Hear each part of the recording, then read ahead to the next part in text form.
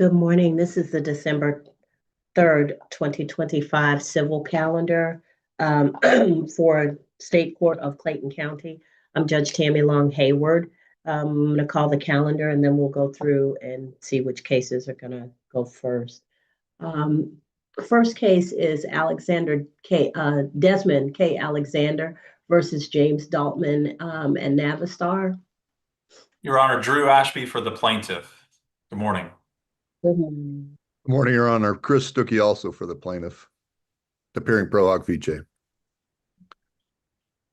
Your Honor, Richard North for the defendant Navistar. Your Honor, Rocky McNeil for the defendant, Estate of Daniel. I'm sorry, you said Rocky McNeil for who? The Estate of Daniel. Okay. All right. And Your Honor, Bob Hafner, I'm also for international with Mr. North, but I have not pro hoc in, so I am not participating today, just observing with the court's permission. That's fine. Thank you, Your Honor. Okay. The next case is free at last bail bonds versus Latasha Shelby. Good morning, Judge. Jenny Mason for the plaintiff. Okay. And Latasha Shelby. Is Ms. Shelby present? All right, Ms. Mason, tell me what you need. Judge, we filed a motion for summary judgment in this case based on the defendant's failure to respond to requests to admit. And I have not heard from the defendant regarding this issue. She filed an answer to the case, but the discovery requests were submitted or sent to her on March 20th of this year. Mm-hmm. And I'm sorry, I didn't mean to interrupt you. No, I said okay. Okay. So, And you're not just going to consider the request to admit the admissions? Yes. And I do have a witness here if you need to hear from me regarding damages. Sure, go ahead. Okay. And who's your witness? It's Garrett Dallum. I saw that he was here. All right, raise your right hand for me. Good morning. Good morning. Raise your right hand for me. You solemnly swear or affirm any testimony you give in this matter will be true. Yes, ma'am. All right, go ahead. Could you state your name for the record, please? Garrett Dallum, Where are G-A-R, you last name Dallum, D-A-L-L-A-M. Mr. Dallum, where are you employed? Free at last bail bonds. What is your position there? Operations manager and custodial of records. Are you familiar with the Jamel Jackson file? Yes, ma'am. I've reviewed it in preparation for today. And who is Jamel Jackson? She's the individual.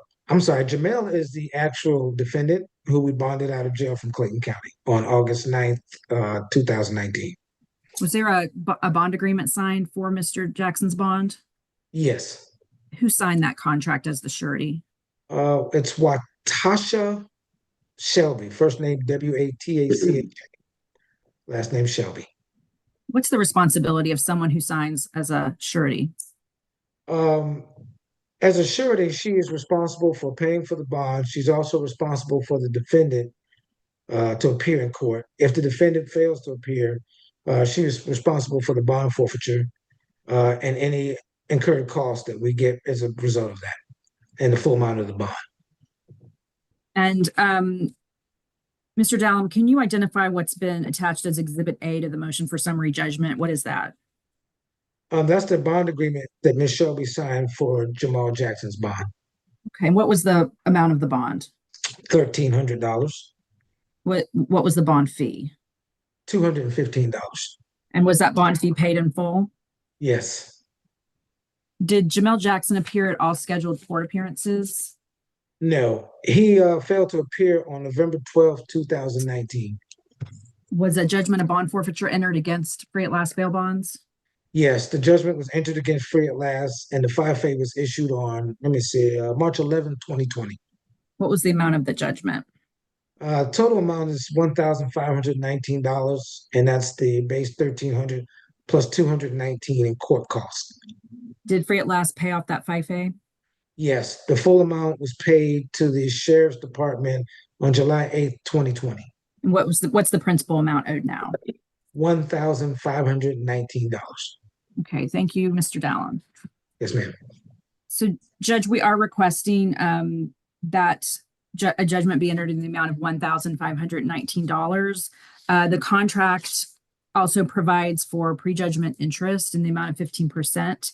That total amount would be $1,321.22. Attorney's fees in the amount of $227.85, which is also pursuant to the contract, and court costs of $471.05. Okay, what's your total? And I can submit or file a proposed order. What's your total? That is a good. Didn't total it up. I just put it out in those. But 1 second, and I'll let you know. So it's 1,519 is the principal amount. Prejudgment interest of $1,321.22.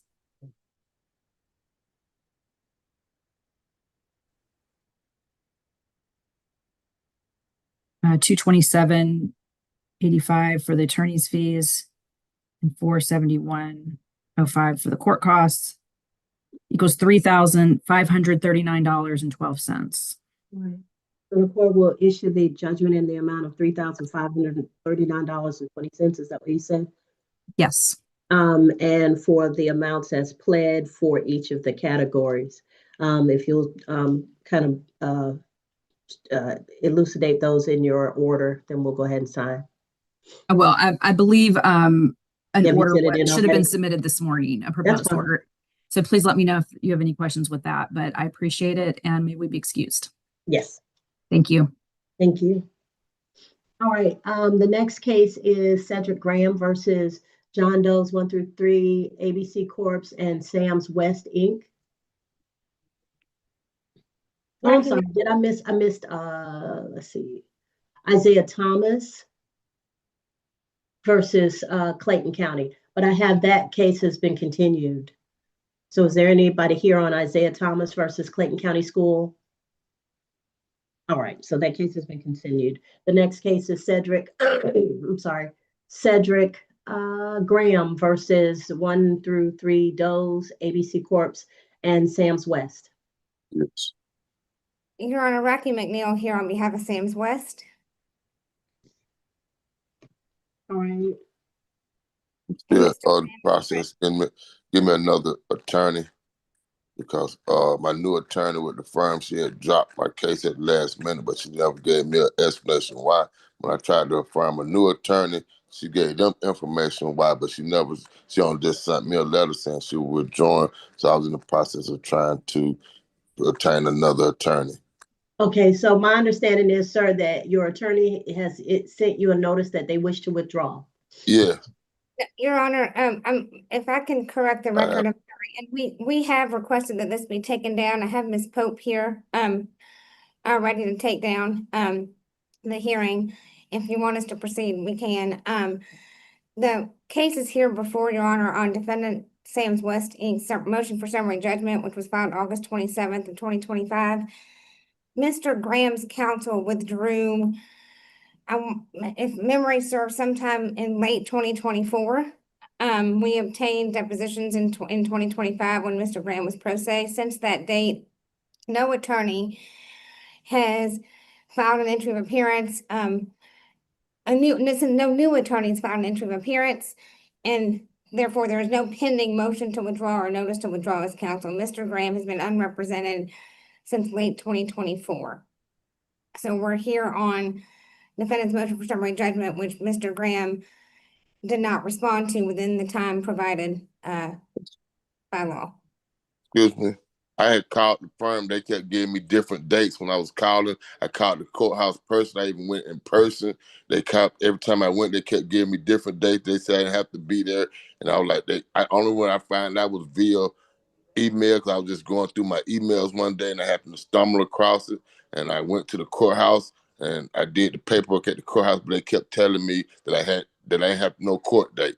And then I come to find out they said I did have a court date. Then one person told me it was the 2nd. Then one person told me it was the 3rd. They just kept giving me the runaround. Okay, so, Mr. Graham, somehow you got the right date and time because you're here. Yeah, this for Um, this case. I'm talking about the one that was for the previous one. The Okay, one he was talking about, like that was in August or September, August. the previous one is what she was talking about, that your attorney has left the case. So that was back last year. No, I thought you were talking about. They said I missed a one for No, October the 3rd. she's not saying that you missed, is my understanding, Ms. McNeil, is not saying that you missed a court date, that you missed responding to written discovery. Is that Yes, correct? It's a written motion, Your Honor. It's a motion for summary judgment. Mr. yes, that Graham, was for October the 3rd. That's the one I was talking Oh, about. but I Mr. kept Graham, trying- what she is saying is that she filed a motion for summary judgment. You are responsible to prosecute your case until such time as you get an attorney. You Yeah. failed to file a response to the motion. Yes, I don't mean to cut you off, man, but I kept trying to ask them what I needed to do, and then when I went to the court, No one they at the told me, courthouse can tell you what to do. but they told me don't- they said I had They to be can't on court. practice law. They told me I had to be in court, but then when I tried to see what time the court was, everybody kept giving me different dates, so I couldn't Mr. Graham, appear. Mr. Graham, listen to me. Stop trying to listen for what you're going to respond and listen to what I'm saying. What I'm saying to you is you received a motion in the mail. No, I didn't. You never received the No, motion. ma'am. No, I didn't. No, I didn't. No, ma'am. You never received any filings from Ms. McNeil's office. No, ma'am. Ms. McNeil, how was it sent? Your Honor, I'm checking that right now. The motion was filed through Odyssey with the court, and then, I'm sorry, give me just a minute. Was a separate copy sent to Mr. McNeil, or, I mean, Mr. Graham, or is he on Odyssey? I'm checking that right now, Your Honor.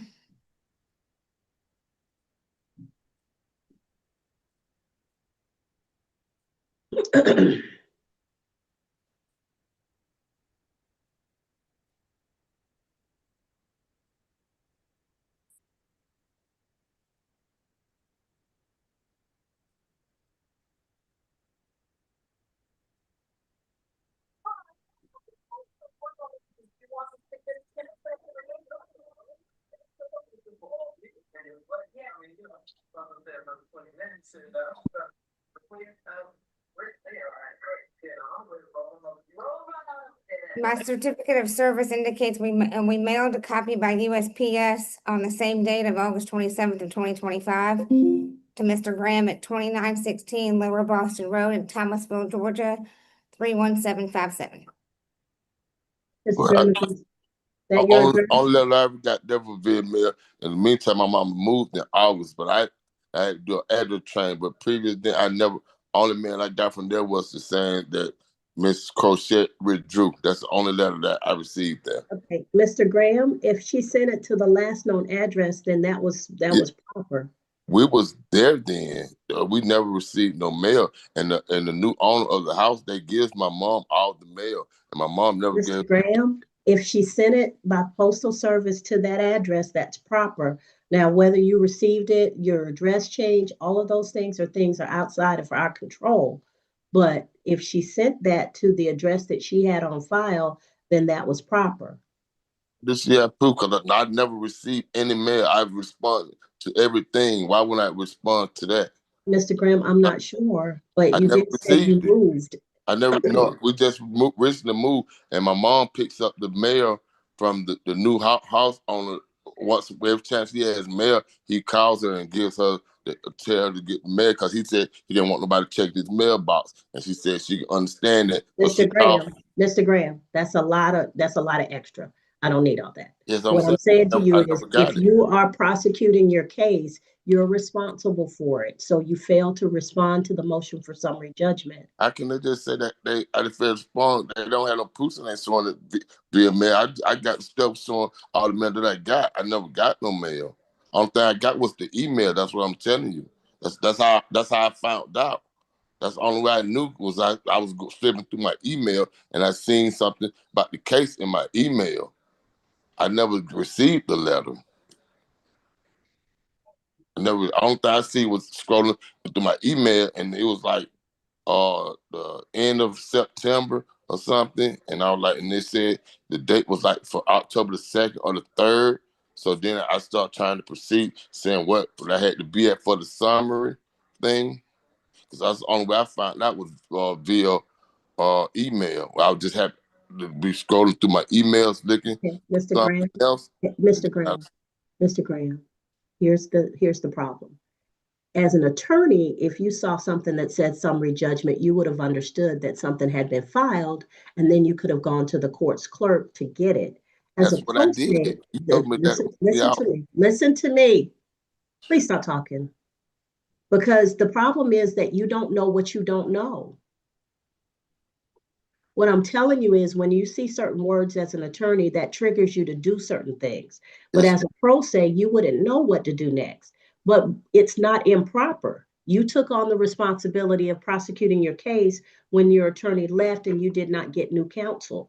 And because you did not have new counsel, you're responsible for responding to things that are filed. If you get an email that says you're something about summary, then an attorney would know to look for the motion, which they could have gotten at the clerk's office. You went looking for a court date. They gave you the information they had. There wasn't a court date yet. There was just the motion, but you didn't know to ask for that. But it's not, sir. Are you Go listening ahead, to ma'am. me? Yes, Did ma'am. you hear what I just said? Yes, ma'am. What did I just say? You said that that the lawyer would have known about the summary to go to the place, and I should have went to the clerk. But I'll tell you, I went to Clayton County's court to try to find out the information. What I'm saying to you I is, went to October the 1st, and then I did address change that day too, and I asked them. Mr. Graham, if you asked them about a court date, that's what they would have looked for. If you ask them about a motion, that's something different. So if you go in and you say, I got something about a court date, that's specifically what they're going to look for. No, they're not going to look for a motion to hand you paperwork because that's not what you're asking for. I understand, ma'am, but I did ask them all the above. I even talked to Miss Sorrell, Miss Powell, and I went personally. I asked them all the above. I don't know what all the above means. I'm saying all the questions that you said I should have asked them, I asked the courts when I went. Because first they sent me downstairs, and then they sent me back upstairs. I asked them all the questions. What you said about I told them I had got a summary notice on my email. And I asked them, I didn't know about the paper, so I asked them, do I have to be present? And they told me no. I told them that I had a summary from the lawyers for Sam's Club when I came to the courts, which was I went there on, I think, October the 1st. Mr. Graham, I get all that. But what I'm saying to you is we can proceed because you were given notice. You just didn't respond. Just to be clear, Judge, the October 3rd calendar was a rule on brief calendar that was not for the public to appear at. That's the calendar being referenced, not the calendar today. I understand, but he was given the right information. He was told he did not have to appear. So, Mr. Graham, I'm going to proceed. Ms. McNeil, you may go ahead. Yes, ma'am. Thank you, Your Honor. Again, we're here on defendant's motion for summary judgment. As noted in our brief, this is a single vehicle motor collision that happened on May 4th of 2023. Mr. Graham in his complaints alleged that the accident occurred due to negligence on the part of Sam's West by installing a tire. No information. Mr. Graham? Not right now. The record is devoid of any acts of negligence on the part of Sam's Club. As the motion states, we've obtained both the deposition of Mr. Graham and the officer who investigated the accident. Mr. Graham does not know how the accident occurred. He admitted to the officer that he had taken a Percocet that evening and had a drink or two. Officer Ramsey Williams in his investigation determined that Mr. Graham was operating his vehicle under the influence of DUI less safe and arrested him at the scene. He did not note any mechanical problems or tire problems with the vehicle Mr. Graham was driving at the time of the May 4th, 2023 accident.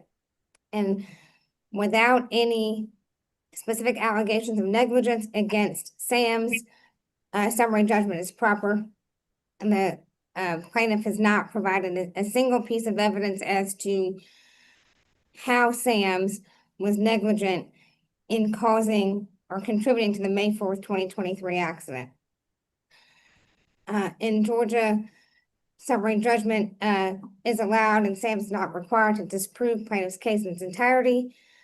Sam's will be entitled to summary judgment if it can show that the record lacks evidence sufficient to create a jury issue on at least one essential element of plaintiff's case. That's Brown v. Host Taco Joint Venture, 305 Georgia Appeals 248, 2010 case. And negligence cannot be presumed. And since the record is devoid of any evidence that Sam's was negligent, we ask that summary judgment be granted at this time. All right, Mr. Graham, you can speak to anything that you heard from Ms. McNeil at this point. You can't add any facts or anything to it because you didn't respond to the motion. I can respond. Okay, when I respond showing that I was knocked out for 45 minutes, and I have a GBI statement showing paperwork saying right here that I was negative that night when they dropped my blood. I was knocked out, so I don't know what question they was asking me. I just know they took me straight to the hospital and took my blood to the lab. And my blood lab came back 99.9% negative. They saying that I told them I was drinking. I don't know. I also told them my kids was in the car. I was knocked out for about 40 minutes. So I don't know what the question was. I have a paper statement from the GBI lab showing that I wasn't under any influence of any drugs or alcohol upon the night of the wreck. Okay. All right, sir. Paperwork bill right here from the Georgia Bureau of Investigation, Division of Forensic Sciences. Right here stating. Okay. All right, so we will make a decision and issue an order, Ms. McNeil, Mr. Graham. Thank you. You're free to go at this time. Yes, ma'am.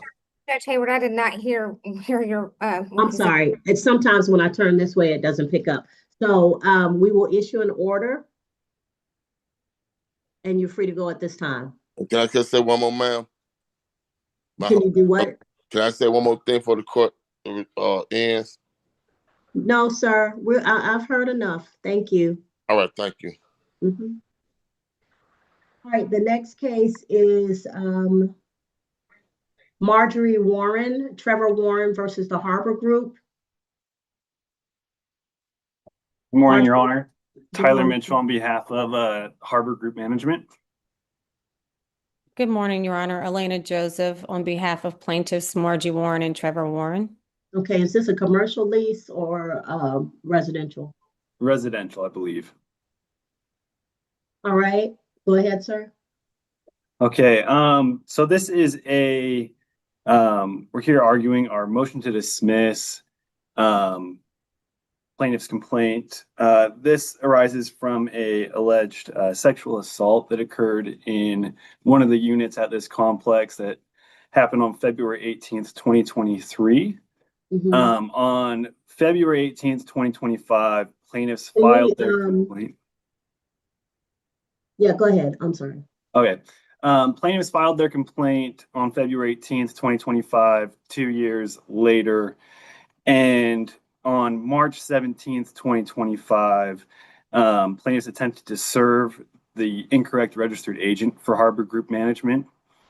Was the complaint filed within the statute of limitations? The evening that the statute of limitations ran. And then on May 1st, 2025, we filed a special appearance answer on behalf of Harbor Group Management, alleging an affirmative defense of improper service. To this date, that I can see, there has been no file affidavits of service on the record.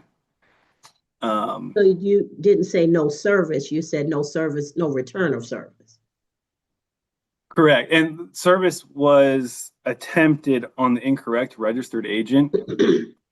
And when we file our special appearance answer, nothing has been done to rectify that. And we filed this motion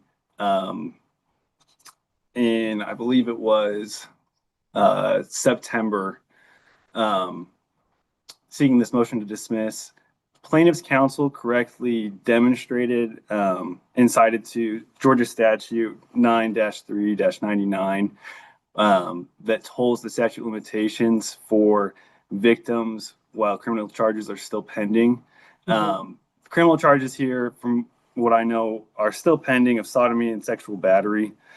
But from our understanding, it only applies to the victim of the crime that occurred. Here, I believe the victim would be Mr. Trevor Warren, not Margie Warren. And so, Your Honor, we concede that plaintiff Trevor Warren's claims are tolled under that statute. However, plaintiff Margie Warren's claims are not tolled, as my understanding was that she entered the room as the alleged sexual assault was occurring. And as a witness to the sexual assault, she's not a victim. And my understanding of the Georgia statute and the case law supporting it is that the witnesses do not receive the same benefits as the victim would under Georgia statute 9-11-4. So we concede that plaintiff Trevor Warren's claims are tolled. However, we ask the court to grant our motion as to plaintiff Margie Warren's claims to be dismissed. Ms. Joseph, I have that Mr. Trevor Warren is pro se, but Ms. Marjorie Warren is represented. Am I incorrect in that? I represent both Trevor Warren and Margie Warren. All right. Because somehow it's coming up as pro se. Oh, no, Your Honor. I represent both of I think them. that would make sense. Yes. Okay. So, Mr. I'm sorry, your name again, sir? Tyler Mitchell. Mr. Mitchell. Mr. Mitchell has indicated that the service was attempted on an incorrect registered agent, that there was no return of service filed, and also that the statute, having been told as to Trevor, does not apply to Marjorie.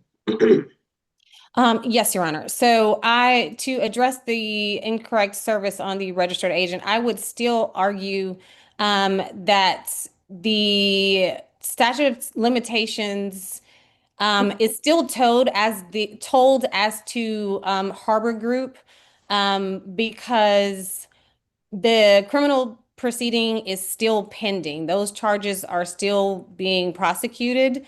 Okay, so let me understand. Does the tolling benefit the person who's bringing the charges or the person who's defending against the charges? Like, how's the statute read such that, because the way Mr. Mitchell frames it is that the tolling applies to the particular victim of the incident, not the person who's alleged to have been a defendant in the civil context, because the Harbor would have no, they wouldn't have a dog in that fight with respect to the criminal case. They're not mentioned, they're not a party to it, they're not even a part of that. So the tolling of the statute would have to relate to someone who's a part of the criminal case. Yes, Your Honor. But however, I do have a case that speaks to that. The tolling applies to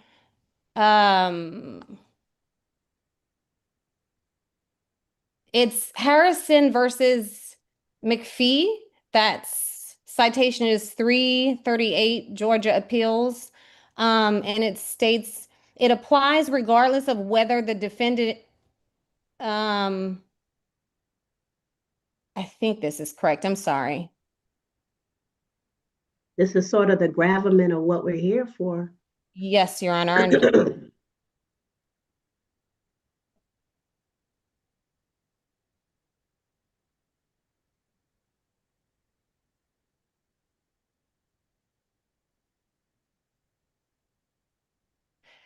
So yes, Your Honor, I understand, and it states I do believe it applies. It states that the tolling it applies regardless of whether the defendant in the case is the person accused of the crime. is the person accused of committing the crime that arose that in which the cause of action arose. So yes, I do believe that tolling still applies. Okay, now with respect to serving the incorrect registered agent. And no, I'm sorry, serving the incorrect registered agent and no return of service being filed. So yes, Your Honor, I do acknowledge that the incorrect, I believe that the incorrect,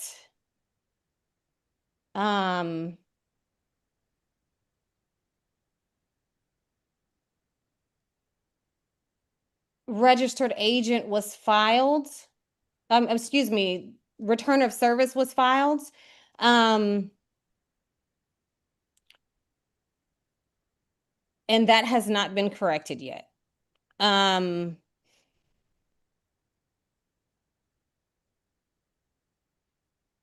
would ask though that if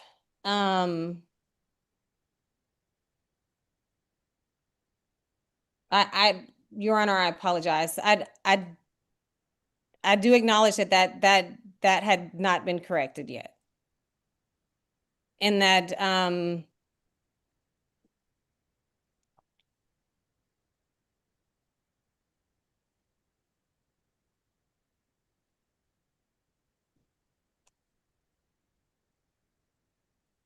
my thought process coming into today was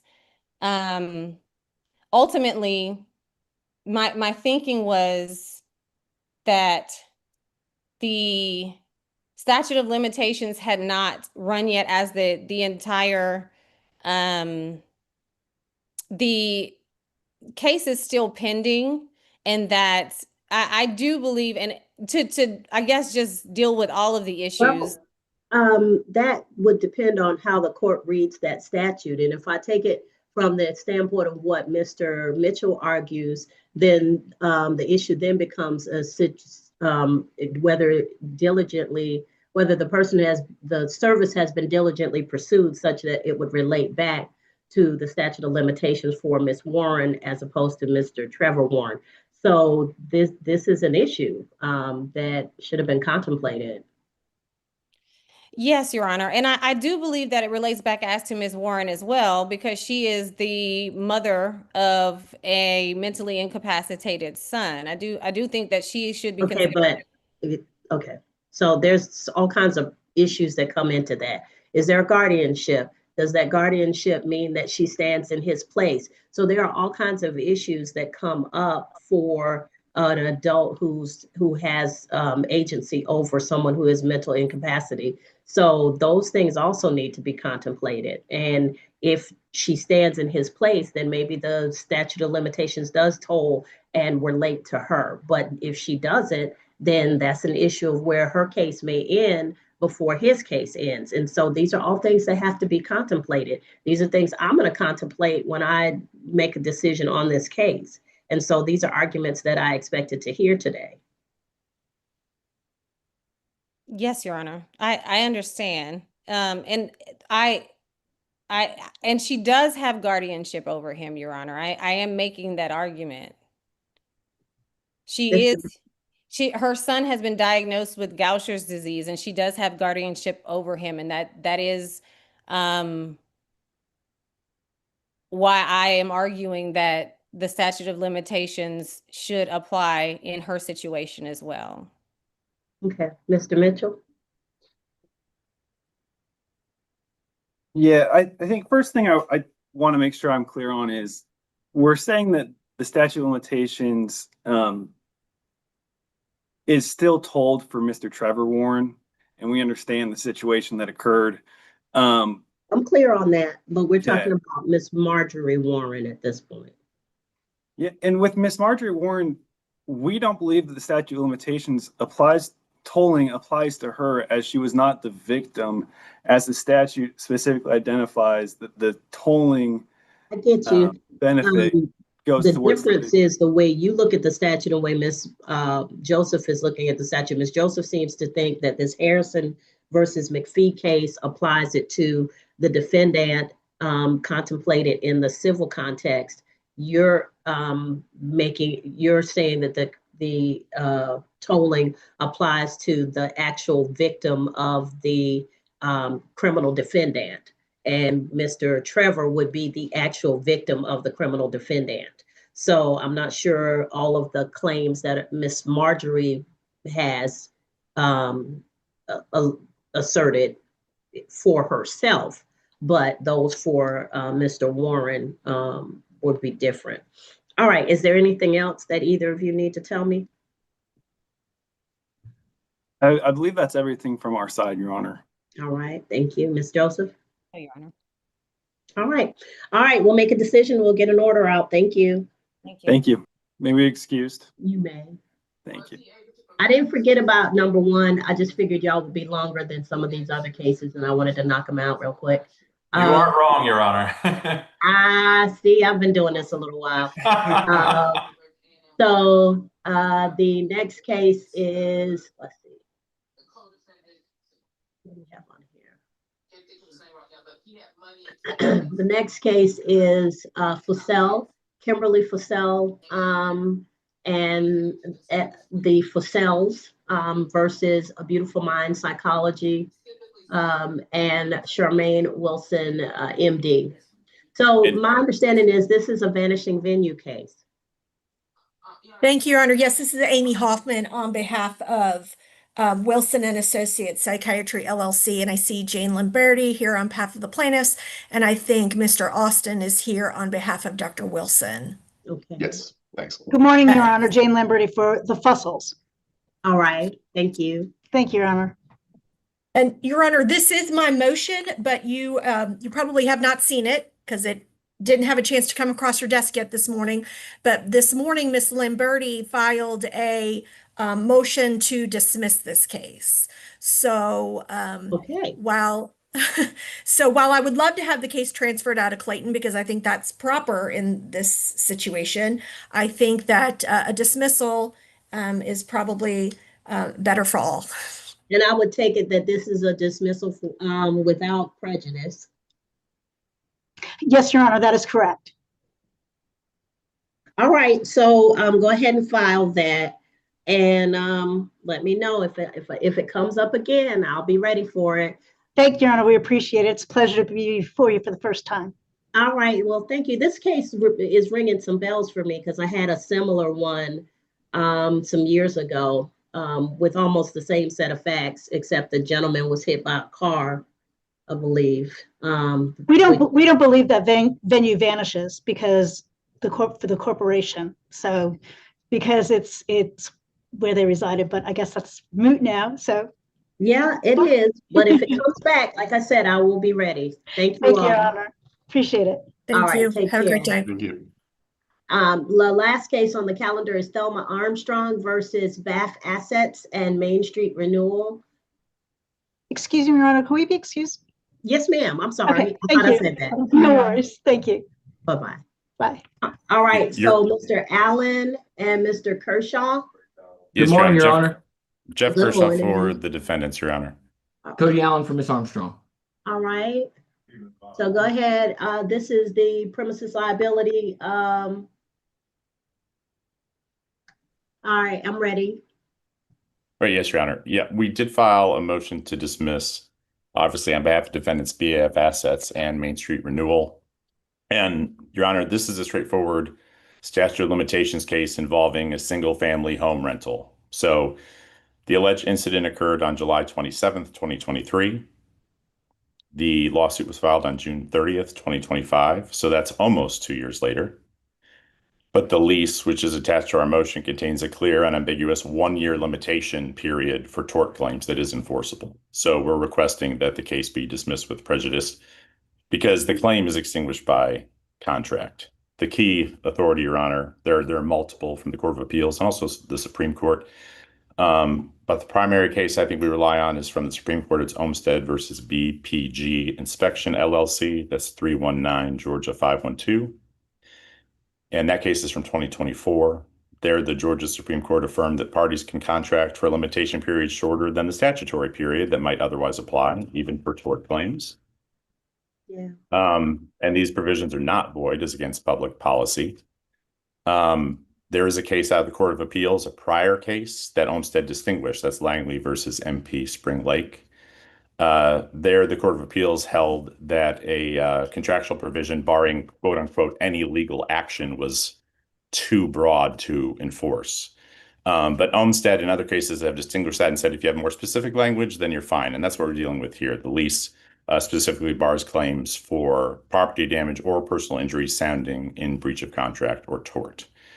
I submit that, I handled another similar case in Douglas County, similar facts, and I attached the order in that case to our motion. That's Wood versus Main Street Renewal. The court, facing the same issue, dismissed the case as barred by the contractual limitations provision. I note, anticipating, I guess, what Mr. Allen might say and what's in their response brief, they argue that because we attached the lease to our motion, that the motion must be converted to a motion for summary judgment, or that discovery should be required. We submit, Your Honor, that especially as in federal court, but also in state court, the court may consider the documents attached to the motion because they're central to the plaintiff's claim and they're undisputed. There's no dispute that the lease we attached is the lease that's going to apply in this case, that it governed the relationship between the parties. Plaintiff pleads in her complaint that she's a tenant. Her status as our tenant is not in dispute. And our duty of care arises out of that relationship, the landlord-tenant relationship, and the presence of the property pursuant to that lease. So, we submit that the lease is not outside the pleadings. It's the foundation of them. It's central to the claims. And again, the authenticity of the lease is not disputed.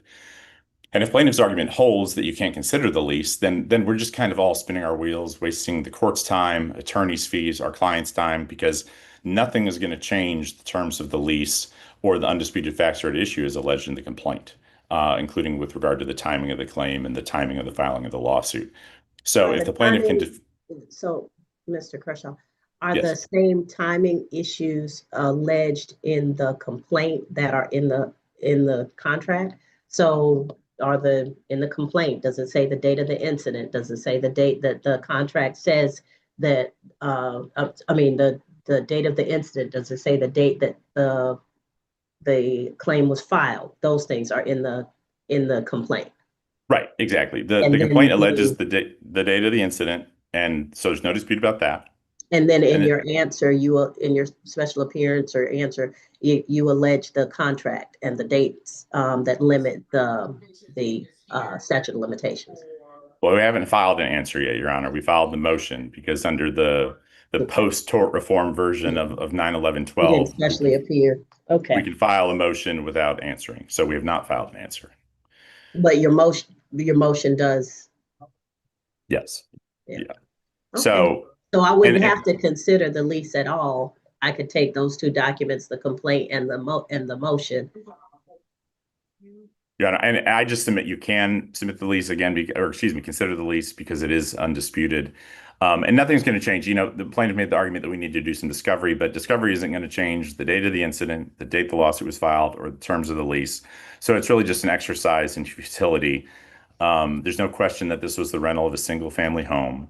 And that's alleged in the complaint, that the lease Gotcha. grants full possession to the tenant and all those things.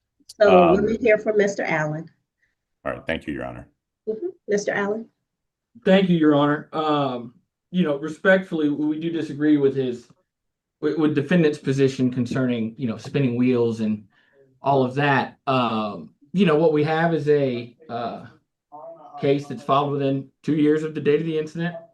In response, we learn about a lease which is being shown to us as the controlling lease.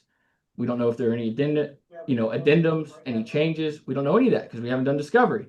We have no idea what this document is outside of defendant's assurances that it is controlled, right? And within that document, on page 11 is a line that they contend limits our statute down to 1 year. The case law is clear. The motion to dismiss, if there's matters outside the pleadings relied on, it either needs to be converted to a motion for summary judgment, in which case, as Your Honor knows, the court's required to inform the parties and allow us to figure out what matters are essential to this motion and do discovery on those issues to get that information so we can present it to the court, or deny the motion to dismiss. The way we put it in our brief is there are a lot of assumptions in defendant's brief that are being asserted as true because they have to be to prevail in this motion. We believe, and it's just, my thoughts about the process is, maybe we end up back here again, but it's certainly not spinning wheels investigating the validity of my client's claim. She's entitled to that, to look and see whether or not, the lease is enforceable, whether or not they actually parted with possession sufficient to be an out of possession landlord. And the last thing that I will note, to keep things brief, is the cases relied upon by defendant were not granted a motion to dismiss. They were granted at a motion for summary judgment, where discovery was able to be performed, and we were able to get, or those individuals were able to get information as to the validity of the defenses asserted. So what we're asking for, even if it's a limited discovery period, is a discovery period to figure out the facts and circumstances surrounding this lease, to figure out the defendant's relationship with the single family home, whether or not they sufficiently parted with property, because the case law draws a distinction there. And for this court to, follow the existing law. I understand tort reform's thrown some stuff into, the air, but until, we get guidance on that, we think a motion to dismiss with matters outside the pleadings continues to become a motion for summary judgment. And we ask to deny these so we can look into all these issues. All right, so we'll take this into consideration and we'll issue an order. Thank you, Your Honor. Thank you, Your Honor. All right, back to Navistar. So we have a lineup. All right, you all are excused at this time. All right, so now Alexander versus Dalton and Navistar. So I'm taking it that Mr. Dalton is the representative of an estate, and someone's here on behalf of that estate. He is, Your Honor. My understanding is that Rocky McNeil represents the estate. He's the administrator of the estate. Okay. All right, so Miss McNeil. And she wouldn't, if forgive me, Your Honor, I did not mean to interrupt. I apologize. She just wouldn't have a stake in this. We actually were talking about that before you got on. No problem. She's a separate defendant that is not involved in this motion. All right. All right, so who else do I need to hear from on this motion? So I have Mr. Ashby. Your Honor, Richard North, North. on behalf of Navistar. All right. Your Honor, Rocky McNeil, I'm here just to observe. As Mr. Ashby said, I don't have a say in this motion, but I'll just observe and mute my mic. I got you, Miss McNeil. That's fine.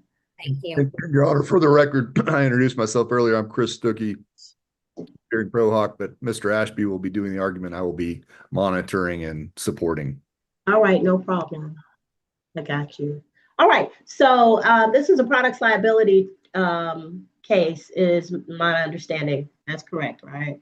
Yes, Your Honor, correct. Okay, usually Judge Garrett gets all of those, so I finally get one, huh? You got lucky. This is a fun one. Oh yeah, I'm sure. All right, so now my understanding is there are two ProHocs. Have we completed everything we need to make sure that they're involved and can participate, or is there anything outstanding that the court needs to do? I'm not aware of outstanding ProHocs. There may be. I'm looking at Osborne.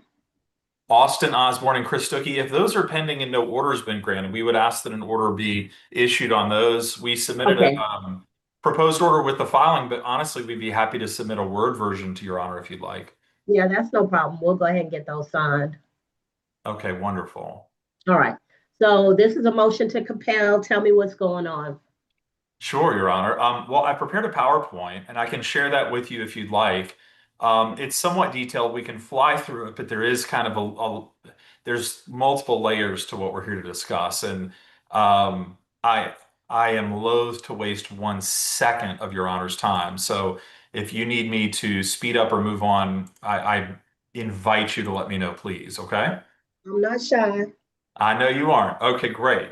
Well, let's talk a little bit about why we're here. I always get stressed out with motions to compel. I try to put myself in the shoes of the judge because a lot of times people just go into facts and they don't know what's really going on. So let me provide you with a high-level executive summary of what we're here to talk about.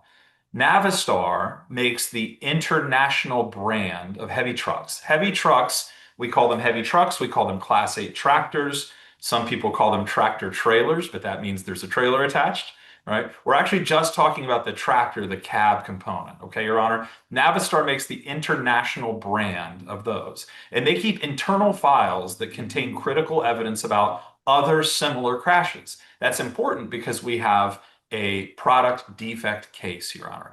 And in a product defect case, we have to show things like, is there a defect? Has there been notice of a defect? Is the causation in this defect the same as other crashes? And so other crashes, other incidents, sometimes we shorten that, Your Honor, to OSIs, other similar incidents. That's kind of just a lingo.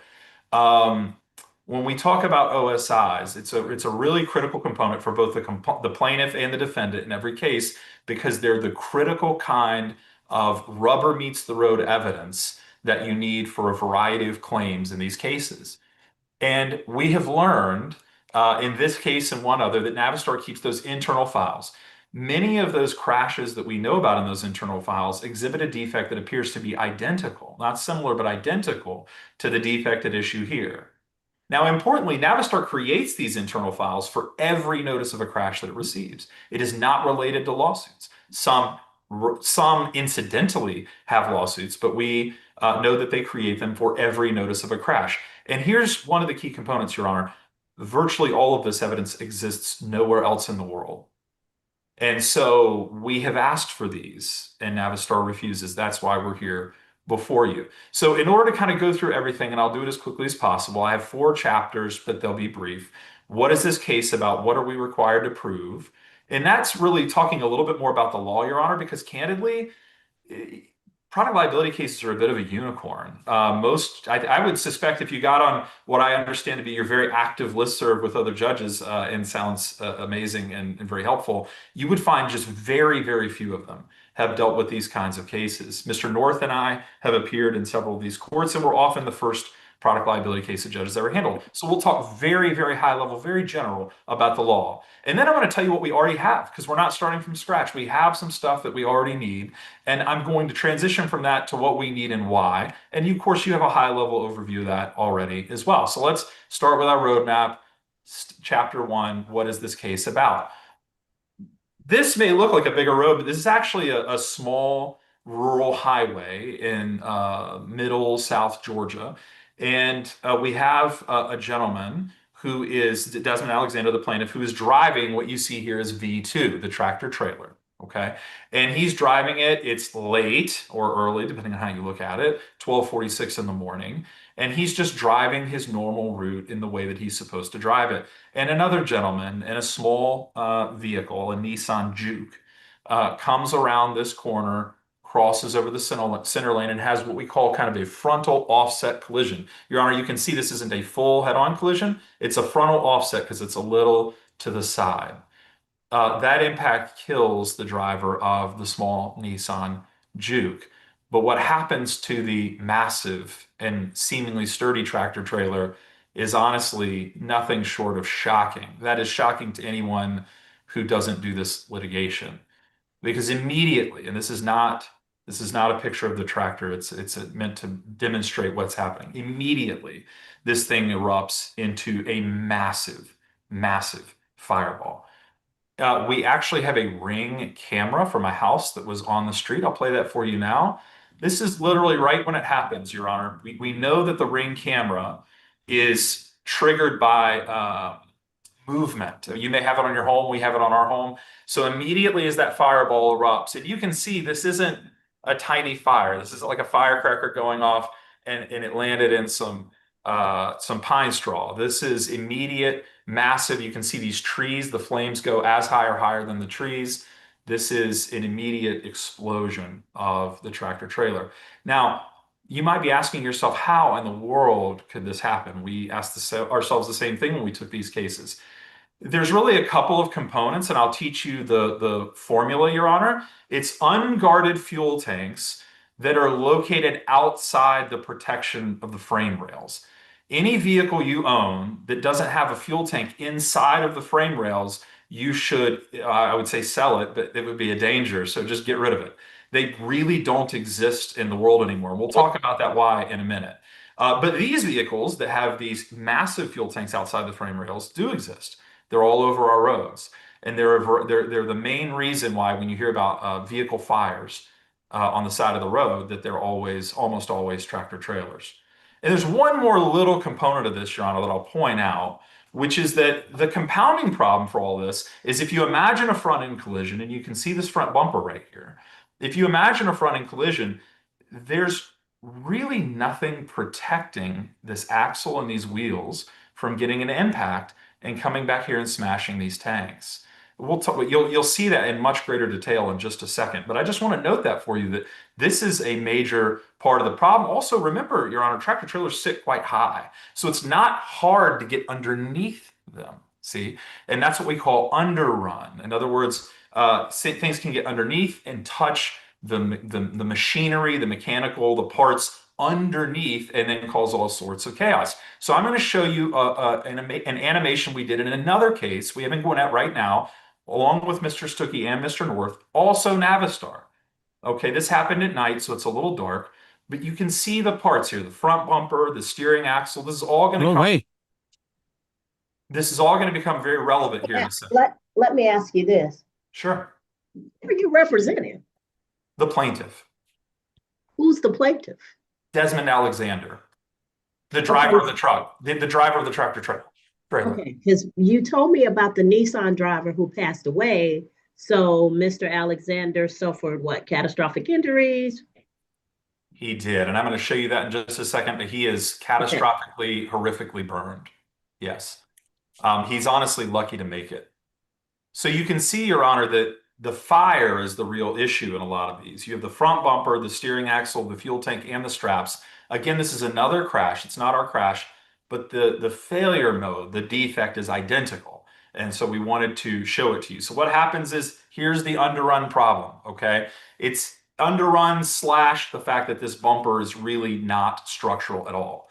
And so you immediately push this bumper out of the way and have contact with the tire and the solid front axle. That immediately turns around and displaces rearward. Unfortunately, rearward and immediately rearward, without any protection, any guarding, or any securement whatsoever, is the tank, the massive diesel fuel tank. Once that contact happens, you have two problems: the compression of all that force on the tank, and you also have, Your Honor's probably changed a tire or seen someone change a tire. You have some pretty big lug nuts sitting right there. But on these, they're actually way, way, way bigger. So you're puncturing the tank, you're doing that, and what happens immediately, and I mean immediately. In this case, the testimony was instantaneously 30 to 40 foot flames in the air, okay? So I just wanted to help you understand what the defect is, because although it's common sense that it's dangerous to put these tanks outside frame rails, it may not be common sense how these fires happen. And of course, you can see this is an exemplar of our subject truck, not the actual subject truck. The subject truck is burned, and you'll see that in a moment.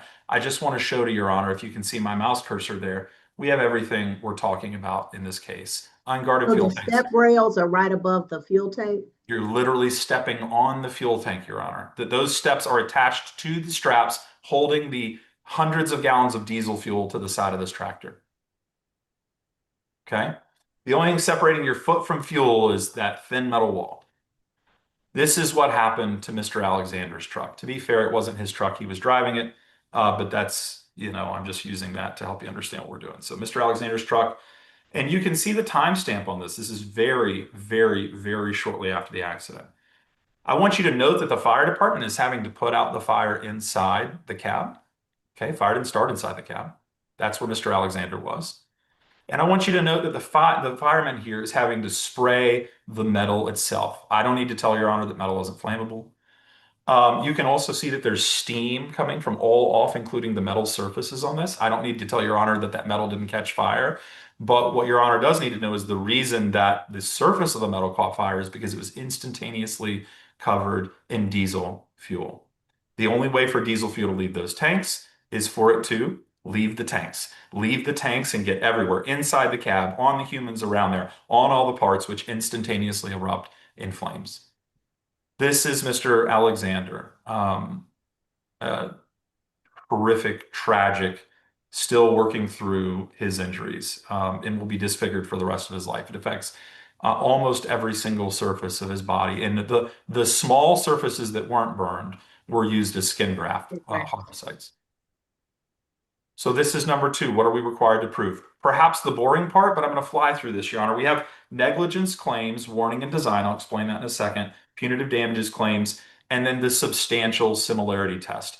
The substantial similarity test doesn't really come up in the law in a whole lot of places. In products cases, it does with those other similar incidents. And the only real high point there, I'll tell you, Your Honor, is a highlight, is that the law requires us to prove that if we want to talk about another incident in court, we have to show we bear the burden of proof that it's substantially similar. At a high level, that's really all that means. But I want to show you some of the actual law to help you understand what we're talking about.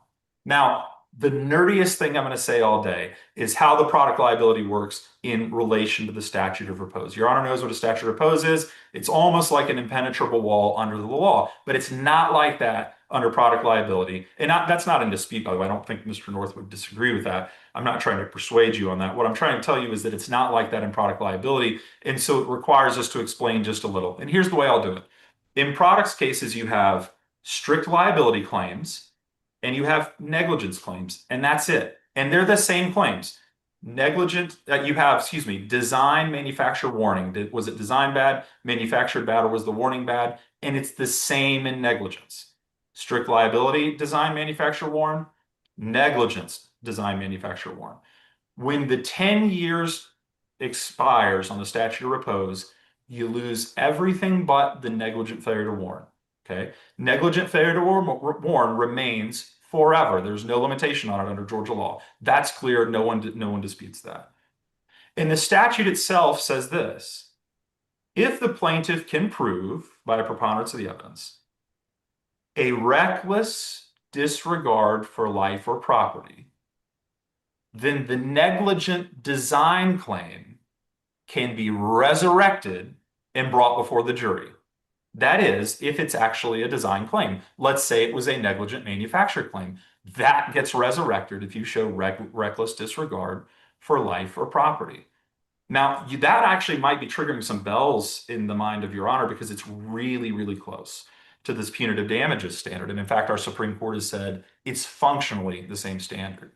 And so let me get on to this, which is, what do we really have to show in order to resurrect a negligent design claim? Because here, that's what we would be talking about, not manufacture. We don't think they did anything wrong. They didn't screw in some bolt wrong or fail to put a cotter pin in, right?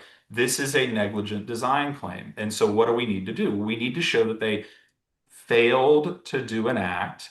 And then we need to show facts which would lead a reasonable person to believe that the actor's conduct not only creates an unreasonable risk of harm to life or property, but also involves a high degree of probability that that substantial harm will result to the other's life or property. This is the standard that we follow under Georgia law. The reason I bring this up, Your Honor, is because this is what we have to prove. Punitive damages, you're well aware of this, conscious indifference to the circumstances. That's our other claim that we have to talk about. Mere negligence isn't enough. Gross negligence alone isn't enough. We have to show something more. So in other words, the evidence we need needs to be substantial and fulsome. And finally, substantial similarity. You probably don't need this, but I just wanted to throw it at you. You don't have to show that it's identical. You have to show that it's similar. You need facts to show that it's similar, but you have to show that it's similar. And you only have to show that they have a common design, a common defect, and a common causation. So some people get hung up and they'll say, well, it's a different model of car, or it's a different model of truck, or it's a different whatever. And the answer is, under clear Georgia law, the answer is, and that's Supreme Court, as you can see, by the way, the answer is no. We don't look at those artificial lines. We look at whether there's a common design, a common defect, and common causation. So that brings us, Your Honor, quite clearly to what do we have already. Because we're not coming to Your Honor with nothing in hand. We have something. We have asked Navistar to produce records like this, not identical to this, but like this, in another case and in this case. And what they produced were complaints, lawsuit complaints, and nothing else. And so I want to very briefly walk Your Honor through what we have. We have studies starting in the 70s, 3 to be exact, saying that this is a safety hazard people need to worry about. 3 studies in the 80s saying the exact same thing. These studies are done by independent organizations, safety organizations, and the federal government, most importantly. I don't want to go into those. They're not part of my PowerPoint. I just wanted you to know this does not start in 1991, by no means. And in fact, we do not know for certain, but we strongly suspect, as does Navistar, they were sued about this exact issue in the 80s, but they don't have records of that. Those have been lost to the history of time. We are not complaining about spoliation about that. I just wanted to let Your Honor know we think this started in the 80s, not the 70s. But let's get all the way back to 1991, which Navistar claims is its first record. And you have a suit in 91, a suit in 95, same in 2001, 2 in 2002, 2 in 2003, 1 in 4, 2, 3 and 5, 2 and 6. Okay. And I just want to stop there for a moment and say these are all in the exact same issue we're here before Your Honor about. Now, it may blow your mind, it blows mine, that nothing has been done about this to fix it. And we're still dealing with this in 2025. But that is part of the reason that we're here. I stopped in 2006. I could have kept going. There were 29 more lawsuits, 43 in total, including this one. And Navistar has intimated in its briefing, there are more. They haven't produced them, but they say there are more. How many more would you need to convince, I guess from your standpoint, do you need the entirety of what Navistar holds to make your point, or is 43 lawsuits not enough, or is there, what else is missing? Sure, Your Honor, and we're going to talk about what's missing. The piece I want to share you is that we have a valid live punitive damages claim. And the extent of the knowledge, the extent of the time that Navistar has known about something and not engaged in a fix or in a... And by the way, we'll talk about this later, but there's a safety device that can prevent that that's on trucks all over the world, but not the United States. Not the United States. Navistar won't put them on in the United States, but if you buy a truck in Moscow, Russia, that's a legitimate fact, it has the safety device on there. If you buy a truck in Saudi Arabia, a legitimate fact, it has the safety device on there, and this one doesn't. They don't sell them in the US, they don't offer it as an option. That's one of the constant things is we find that there's a different safety standards that are in play in Europe and Asia than here in America. Not sure why that is. I'm sure of why it is, but not sure why. I think we're all sure of why that is, but the answer is, and the good news is the civil justice system is the stopgap. If our government fails to act or refuses to act, that's the deal that society cut when they decided we didn't want to have stacks of regulations everywhere. And so if that's the deal they cut, that's what we're going to live with. But here's the point, Your Honor. Lots of lawsuits, and there are more. Now, I just threw this in. I created this at the last second, Your Honor. I just wanted you to see for just a split second.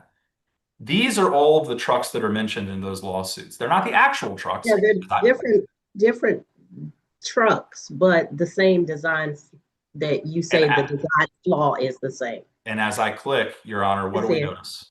What do we notice, right? Every single one of them.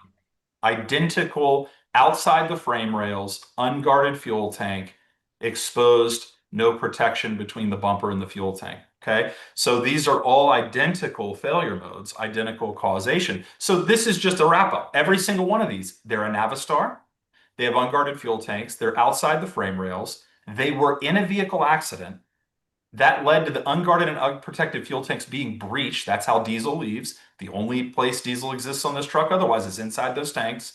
That resulted in a fast spreading fuel fed fire, and one or more of the occupants was seriously burned, or candidly, and this happens, and this was in our other case, is burned alive. Okay, so that, Your Honor, asked the perfect question. What do we need? Well, the answer is, what can we prove, not what do we need? And that's what Navistar is going to hold us to, and Your Honor is going to hold us to this as well. What can we prove?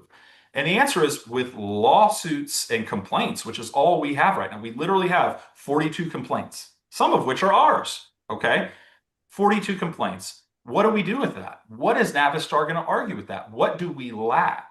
Well, we can do a lot with those complaints, but here's what we can't know. What did Navistar know? When did it know it? When it created these investigative files, what are the facts of the incident? What did the police report say? Witnesses? What did Navistar's internal investigation reveal? And that is a huge critical component, a linchpin. Navistar is investigating these crashes, all of them, investigating them through a group we're going to talk about in a moment called the product they call it's the product integrity group. Thank you. And they investigate all these. And the question is, what did their investigations reveal? Did they pass around a memo saying we need to do something about this? And someone did nothing? Because, Your Honor, in all 42 of these, if that happened one time, it will be the most central piece of evidence in this case. One piece of evidence that I think we have to know is they claim they have these files. What did they do? Did they actually investigate the fires? Or was it just passive? They did nothing? Did Navistar's investigation confirm that these were fuel tank breaches that caused the fires? Or did they say, create some evidence internal to the company saying it's not really what's happening? Okay. So someone has an open device. So please mute your device if you're not Mr. Ashby, so that I can hear him. Thank you. And we're on the home stretch here, Your Honor. And did Navistar ever consider putting these safety devices on U.S. trucks when it puts them on literally every truck outside of the United States? And I'm not just saying they don't put it on the truck, Your Honor, in the U.S. It's not even offered as an option, okay? Roadmap, what do we need and why? Well, this is actually pretty easy. There's two things I want to talk about internal to Navistar. The product integrity group. I am not being derogatory at all. It is internally called the PIG, okay? And that's just the way it is, product integrity group. We didn't create that. Navistar has a division called the PIG, and some of these engineers are actually certified fire and explosion investigators. That's wonderful. We have reason to believe this means they're looking into it. That's reason to believe. नहीं पता नहीं गलती से दब गया होगा मैं computer पे आ गया है लेकिन आप 926006905 Okay, I can't, sir. Mute करो ना यार उसको कंप्यूटर पे तो ऑडियो पे जाके can you figure out who that is? भाई इसको म्यूट करो पहले किसको म्यूट करूं It's coming up as HP 92600 mute कर दूं etc. But I'm not unable to mute them. कर दिया Because I'm looking at the PowerPoint, I can't see them. I'll escape out, Your Honor. I'm sorry. Can you send them a chat? Okay. I'll chat them. Does that help, Your Honor? That does. Thank you. नहीं हुआ I'll hold until you tell me to do otherwise. Video cross है audio को I see him. Mute. Okay, I muted him. Thank you. Okay. Okay to go back at it, Your Honor? Yes. Okay, we're on the home stretch. So we were talking about what we need, what's there, and why we need it. Okay. Right. That they have the product integrity group. They investigate reports of crashes. It has nothing to do with lawsuits. Some are incidentally in lawsuits, others are not. When it receives a report, it's sometimes called a field report. So we know there's something called a field report. We've never seen a field report in these cases. We've asked for them, they won't give them. When the PIG receives a field report, they open a file, enter it into a database called Team Connect, assign a PIG member to investigate it, and that PIG member also keeps a file on their personal computer about the investigation. The PIG investigates when everything. you say personal computer, you mean a computer assigned by the company for them to use in their work? We believe that's what that means. We can't be certain because we don't know yet. We believe that's what that means. And Your Honor, PIG investigates everything sent to it. And I want to flag a critical piece of information for Your Honor. Obviously, some of these files result in litigation. Some of them do not. PIG investigates everything. Testimony in this case from a 30v6 witness says the PIG engineers do not review litigation materials, period. They're not shared with the engineering team. Okay, so to the extent that we're worried about cross-contamination on legal issues, we know that the pig is completely isolated.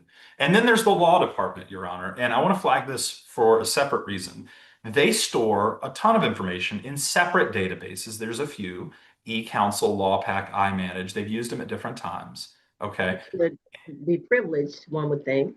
So yes, some, all right, but not all. Just because of where, if I have a file cabinet in my office that says lawyer's file cabinet, I can't take factual reports and throw them in that file cabinet and make the factual report privileged, right? It's privileged if it's a communication between an attorney and a client. It's privileged if it meets another definition of privileged or protected under attorney work product. But that's not everything, right? Things like police reports, deposition transcripts, expert reports, internal notes and memos that are not tied to a report to an attorney or anything like that, that may be from the engineering department or totally within the engineering department. These things are not protected. And so we've asked for non-privileged, and that is actually in our request, documents out of this because we say some may be attorney-client. We don't want those. You don't even need to log them.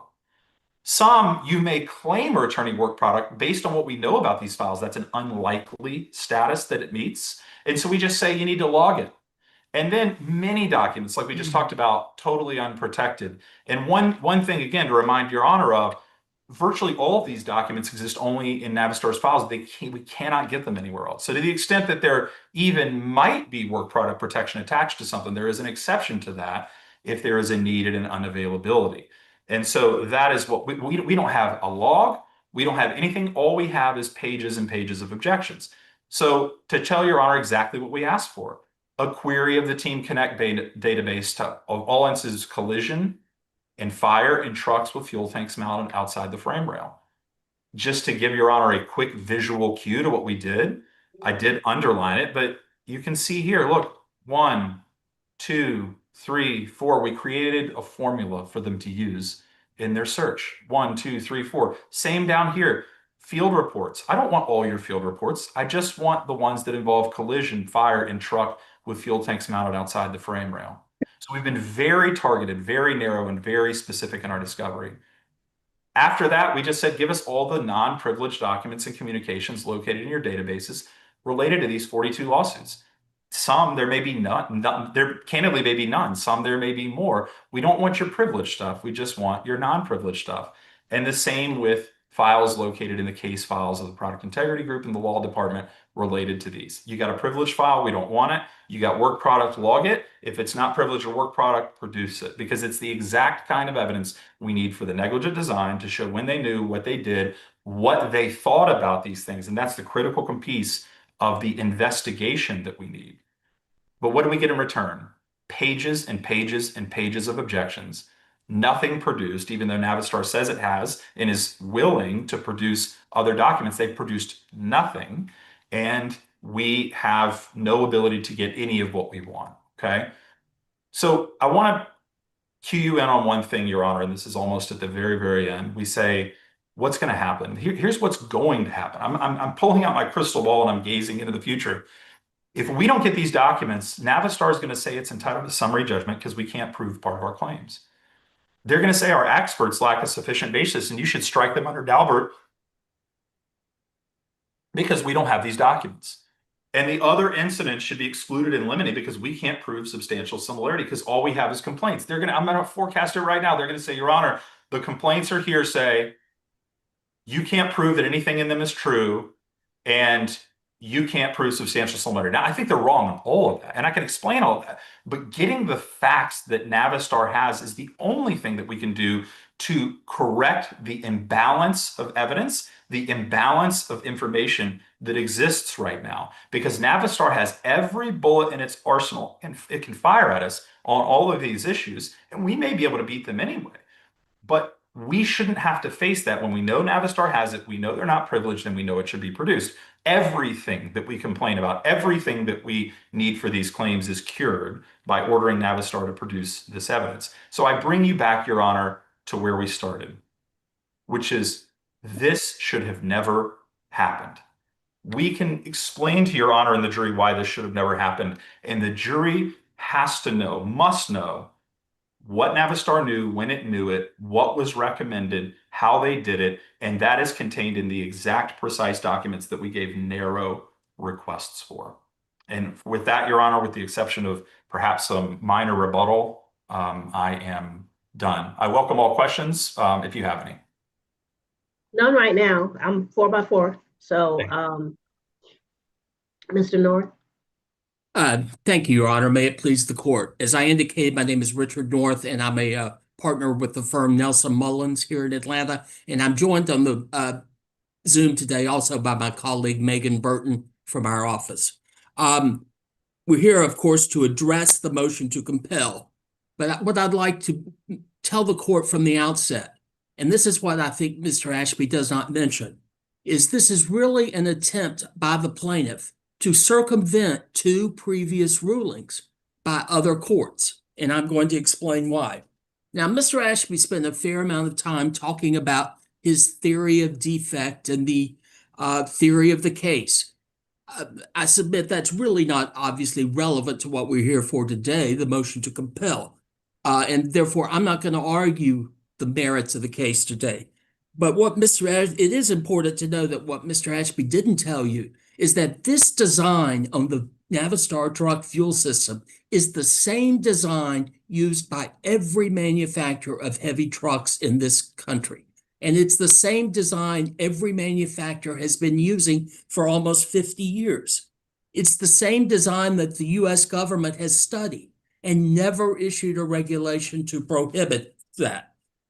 This truck complied with each and every US federal regulation. What Mr. Ashby didn't tell you also is that a couple of years ago, a district court judge here in federal court in Atlanta granted one of our competitors, Daimler Trucks, summary judgment on the identical type claims involving an almost identical design in one of these sorts of cases. And that opinion was recently upheld by the 11th Circuit. In other words, Your Honor, he makes saying that because it complies with federal regulation, that there's no basis for a court to find negligence in the design? That was not the sole basis. That was one factor. It was you saw Mr. Ashby explain that because of the statute of repose to resurrect his negligence. Right, to resurrect the design basis, the negligence. He would have to show willful conduct. And those courts did find that compliance with regulations as one factor, negating a finding of willfulness, but it was just one factor they cited. I just mentioned all this, Your Honor, to say that when the time comes to actually litigate the merits of this case, Navistar has very strong defenses and we'll put them on this at that time. Turning to tell me why I shouldn't let Mr. Ashby have access to your Team Connect data and your field reports. I'm going to tell you, Your Honor, he has. He's had it. He received that. I know Mr. Ashby, this is not the first case we've litigated. I find him to be a fine and ethical attorney, but I don't understand why he keeps telling this court in his briefs. Because there's more that he wants. He's gotten a taste of a little bit of it, but there's more. What is the more, and why is it that I should prevent him from getting the more? He has evidence of every report we have in Team Connect, every report we have received. If you look at the deposition testimony, which he attached to his motion on Roy Zietlaw. Can I parse some language with you? Sure. He has evidence of every report. Does he have the actual report? He has either a report or the complaint, whatever's available like that. Now, does he have all the other material he's looking for here, which is depositions, expert reports, the entire litigation type files? No. But if you look at Mr. Zietlaw's deposition on page 16, he explains the search he did and that of Team Connect. Now, this was for the last case, the one that's pending in front of Judge Veronica Cope in Gwinnett County State Court. It's pending there. I like Judge Cope. She's extremely brilliant. Well, I don't want to tell you about her ruling faced with this same motion. Because what they're trying to do is they're not happy with her ruling. And they're not happy with the North Carolina ruling that they got. Those rulings allowed them to find out every report, every complaint we received with this sort of accident scenario, but it didn't give them the whole kitchen sink. It didn't let them go and get all the files. And that's what they're trying to do this time, but they didn't. This started in a case called Leffer in Lee County, North Carolina. They saw all of this stuff. This was several years ago. The judge there ruled that they could obtain claims, lawsuits, or written reports of these incidents. We fought it because we thought it was way too broad. They wanted 30-something years of trucks manufactured and of accidents. We thought it was too broad, but the court ruled against us and allowed them to get all claims, lawsuits, or written reports, but did not allow them to get the whole kitchen sink, all the volumes of other documents.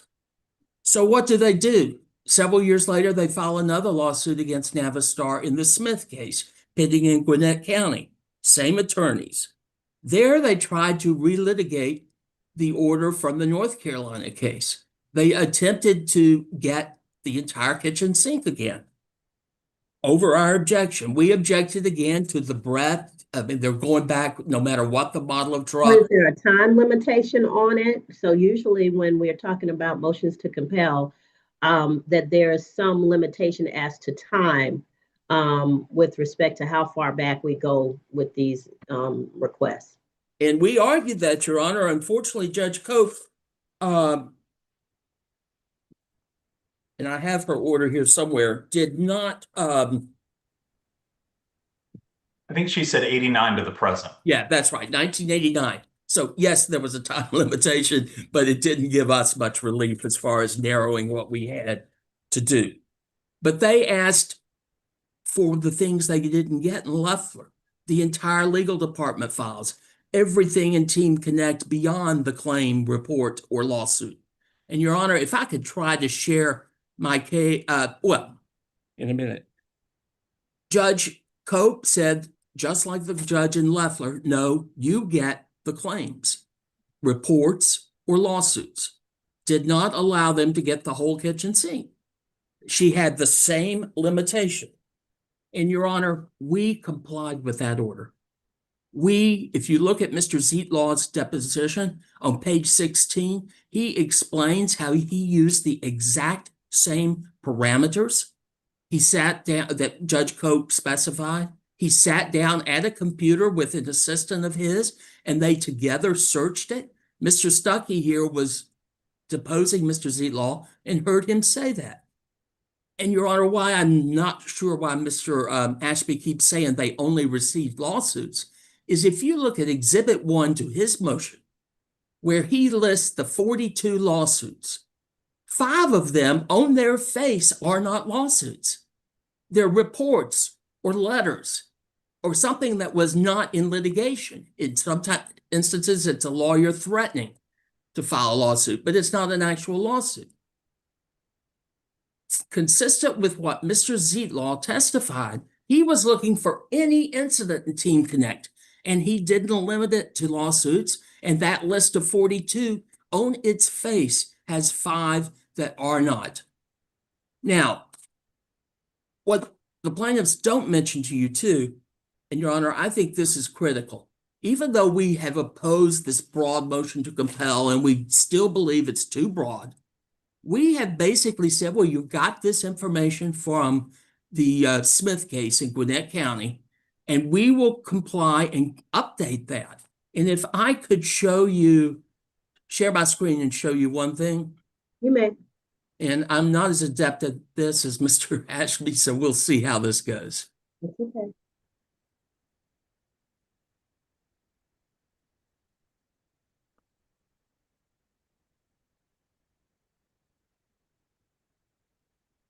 This is an interrogatory that we answered in this case.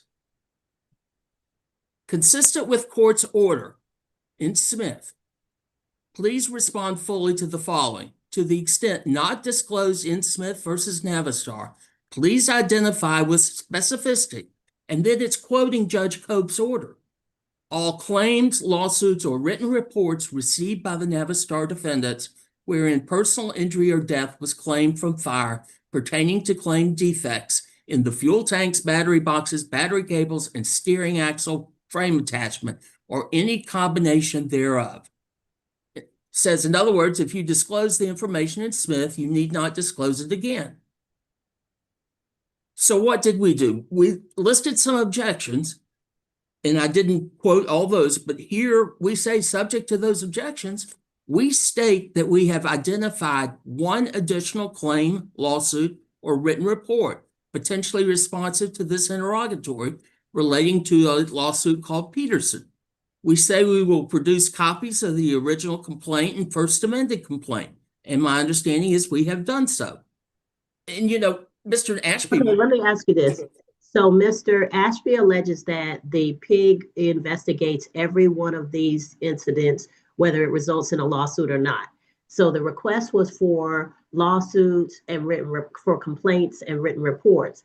So you've identified a complaint in this case, but you're telling me the PIG didn't produce a field report for this? Well, they did not locate any additional reports other than besides this one, any lawsuit or report besides this one, subsequent to the production of the 42 that we did for the Gwinnett. No, I'm clear on that. What I'm saying is you're indicating here that you're producing the lawsuit, Dominic Patterson as administrator. So, and that's a lawsuit that's pending in the U.S. District Court. Was a field report which is incident to this lawsuit, was a field report that was conducted by the PIG produced in addition to this as it relates to this lawsuit? No, Your Honor. As we understood the order from the Gwinnett County case, we are supposed to provide them evidence that we received notice of the incident by providing them the claim, the lawsuit, or the written report.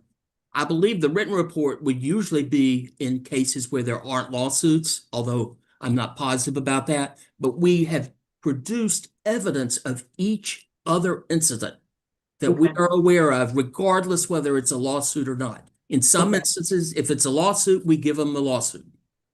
So you're not, what my understanding is, the parameters of what was decided in the Smith case is that you don't have to produce everything. You just have to produce one example of what represents an incident. Right, which is consistent with what this evidence is going to be used for. They're using it for negligence to say that, or wanton and willful conduct, allegedly, that we continue to produce this vehicle with this design despite knowledge. So when they receive the lawsuit, they receive the evidence of the knowledge we have.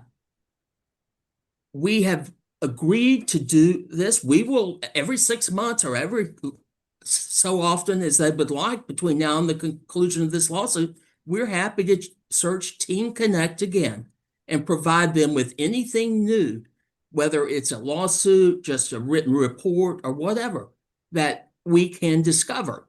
But what we are objecting to is this overly broad attempt to obtain virtually everything we have. They want us to produce every non-privileged document that either the legal department or Team Connect has about these incidents.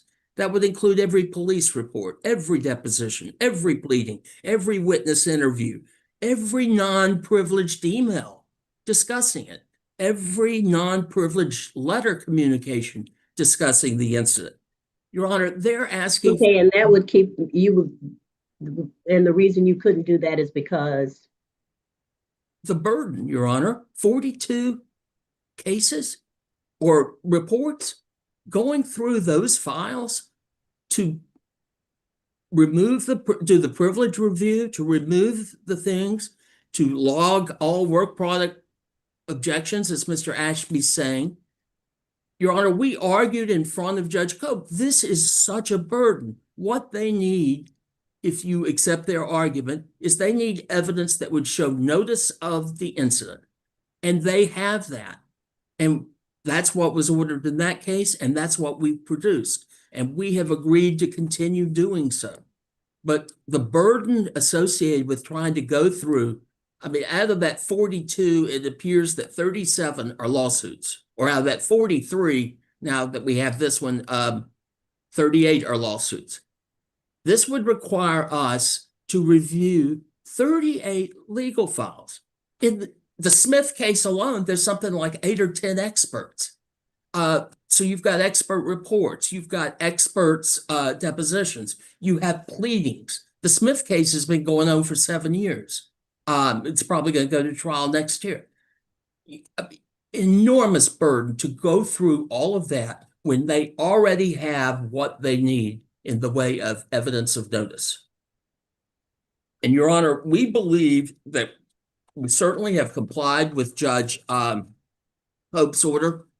Contrary to what Mr. Ashby says, we have produced reports of all incidents we could locate by doing all the searches that Mr. Zietlaw described, regardless whether there was a formal lawsuit or not. They have what they need, and it would be an enormous burden to us to try to do the sort of review they're now asking. So, Your Honor, based on the briefing and what we've discussed today, we would respectfully request that this court I think it would be fair to order us to continue supplementing as we did to interrogatory number 1. But beyond that, Your Honor, we believe that the burden is so great that the motion should be denied. Thank you. I'm happy to answer any additional questions. Got you. So, Mr. Ashby, they said it would take too much out of their resources to provide all of this information. Richard, would you mind briefly just unsharing so that we get back to the main screen? Sure. Yeah, no complaint. Just want to make sure we're all awesome. Thank you. Sorry about that, Your Honor.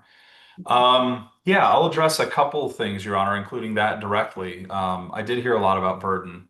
It didn't make a lot of sense I to didn't me. hear that you were not entitled to it. I just heard that it would be too burdensome to produce. Well, I guess if I can lift my soapbox up, polish it up, and get on it for just 30 seconds. One of the things that bothers me in these cases, and I don't mean this case, Mr. North is a phenomenal lawyer. Mr. Hafner is a phenomenal lawyer. And actually, we get along great, which is a little unusual in these cases for folks to get along. So that's a good thing. But my soapbox, what I hear defense lawyers say a lot is they talk about burden in the hypothetical, but they never talk about it in the specific. Oh, if we have to look into a file that I haven't looked into, it might be big, and because it might be big, we shouldn't have to look into it in the first place. And that's exactly what we just heard, right? What we just heard is, well, I don't really know how much is in there, but, you know, maybe it's going to be a lot. I mean, maybe they went on a motion to dismiss and it's 2 pleadings. But here's what I know about how case files are kept at your office and mine is they're kept in files. And whether that's a 1980s version of a file cabinet in some places, because that still exists, and there's a case file in there and you go in and you pluck it out, or whether it's an electronic version of that on your share drive or on your computer, and it's labeled Alexander v. Navistar or by case number, and you pluck that out. That takes seconds, not minutes, not hours, but seconds. Going through it could take longer, but those case files may be empty. These investigative files may be empty. And Your Honor, I can't reiterate strongly enough. If the PIG files are empty, that is evidence, and it's not a little evidence. It's huge evidence that they're not looking into a deadly defect they've known about since the 70s. If the case file or the PIG file, excuse me, because I'm talking about PIG files right now. If the PIG file has more in it, it's not privileged because they're not communicating with legal. They've already said that in the deposition from their 30B6. That's a non-starter. We already know. And guess what? The PIG file is a file. You pluck it out just like out of the file cabinet, just like off the computer. Control-C, copy-paste. And we have it. You put it on a separate drive. If you need to review it, great. If you don't need to review it, fine. But this gathering is not complicated. It's very simple. And the beauty of a database, Your Honor, the beauty of a database is gathering it is incredibly simple. You query the database. I want 1, 2, 3, and 4. And just like Google, it comes up. Boom, boom, boom, boom, boom. Only unlike Google, all your results are perfect. On Google, dicey. So here's the question that I have when we look at the form of the question. So I just had this discussion with Mr. North about what his understanding is of what you asked in the interrogatory.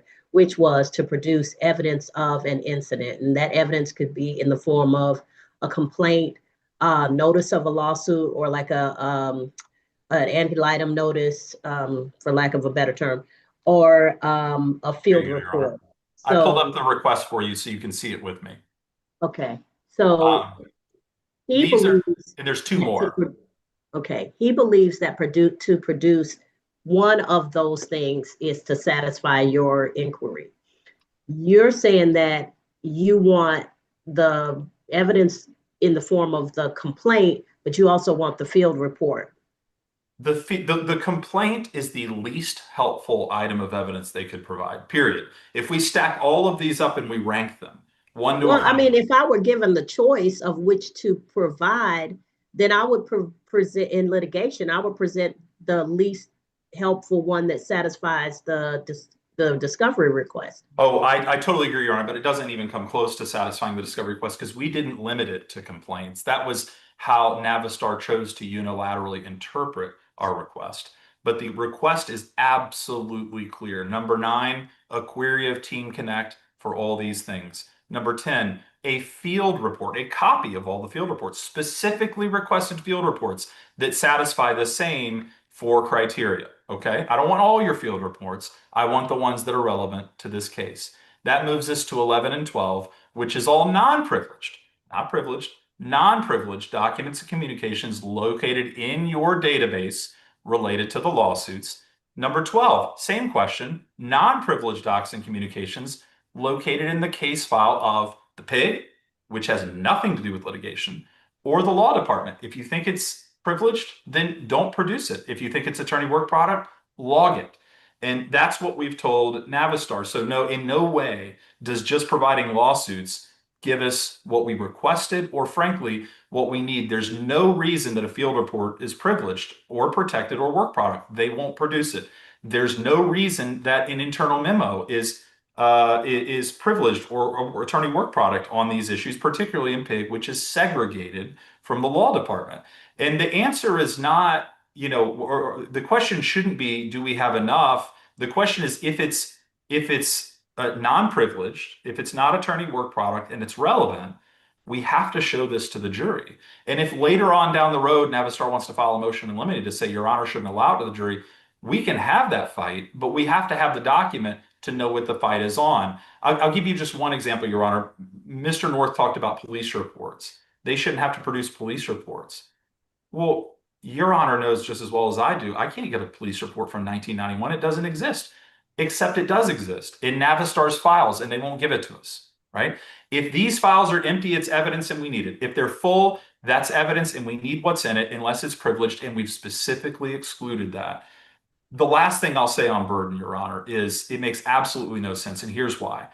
Because to go back to my soapbox, all we heard about is burden in the hypothetical. We didn't hear that these files are full. We just heard they should be full, or we think they're full, or they might be full. We haven't heard that it's 100 documents or 100,000. We have absolutely no idea, and it's the burden of the defendant to talk about the legitimate burden, not ours. So we've only heard hypotheticals and guesses. We've heard nothing hard. And there's no evidence whatsoever except for abject argument that's unsupported that there is a burden in the first place. That's all, Your Honor. All right. Your Honor, could I just mention one thing? I'm not arguing. I just wanted to point the court to, I meant to say footnote 3 in the brief we filed in opposition. It collects a number of federal court authorities talking about not requiring the production of the sort of materials they're asking for. Okay. All right. Well, I will make a decision and we'll get you an order. Thank you for your Thank patience, you, Your Your Honor. Honor. You No showed problem. extreme patience. I like good argument. It's not patience. It's what I do. Well, we All right. appreciate you. And, What's and your may I decision? say one more thing? We appreciate you giving us a hearing so fast on this. I'm honestly blown away that we filed our reply in September and we have a hearing in December. I mean, seriously, thank you. Richard and I feel the same way. I got a great staff attorney. She's working through this stuff, so she gets it in front of me. Well, thank you. All Thank righty. you. Thank you, Y'all Judge. take care. I look forward to seeing you soon. And Judge, really yes. quickly, if I may, counsel, do y'all want me to just do a takedown only, or do you need to transcribe Drew and just split the cost? How do y'all want me to handle I that? think Richard and I will split costs to transcribe. Yeah. Okay. All right, perfect. Thank you, guys. Thank you, Judge. No Maybe problem, excuse, ma'am. Your Honor. I believe in the court reporters getting paid. Yes, ma'am. Yes, Maybe Judge. be Thank excused, Your Honor. You may. Thank you. Thank you. All right. Thank you to everybody who's been patient for the 11 o'clock calendar. I'm going to go ahead and call that calendar and we'll get you sorted as quickly as possible. First case on the 11 o'clock calendar for the civil calendar for Judge Tammy Long Hayward, State Court of Clayton County, December 3rd of 2025 is Wells Fargo Bank versus Ilan Bomani. Wells Fargo Bank versus Ilan Bomani. Hello, Your Honor. This is Prash Maharaj for the plaintiff on that matter. All right. I'm sorry. Who is it? Oh, Mr. Thank you. I'm trying to pin everybody as I hear them. That makes it a little easier to see who's talking. All right. And Ms. Bomani, I see. Yes, I'm right here, Ilan Bomani. Yes, ma'am. All right, Ms. Bomani, do you have somebody representing you or are you representing yourself? I'm representing myself today, Your Honor. All right. So, all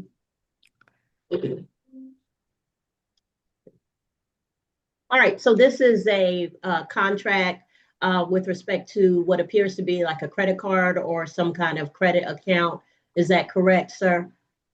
Yes, Your Honor. Okay. And the defendant was personally served and answered, filed a counterclaim.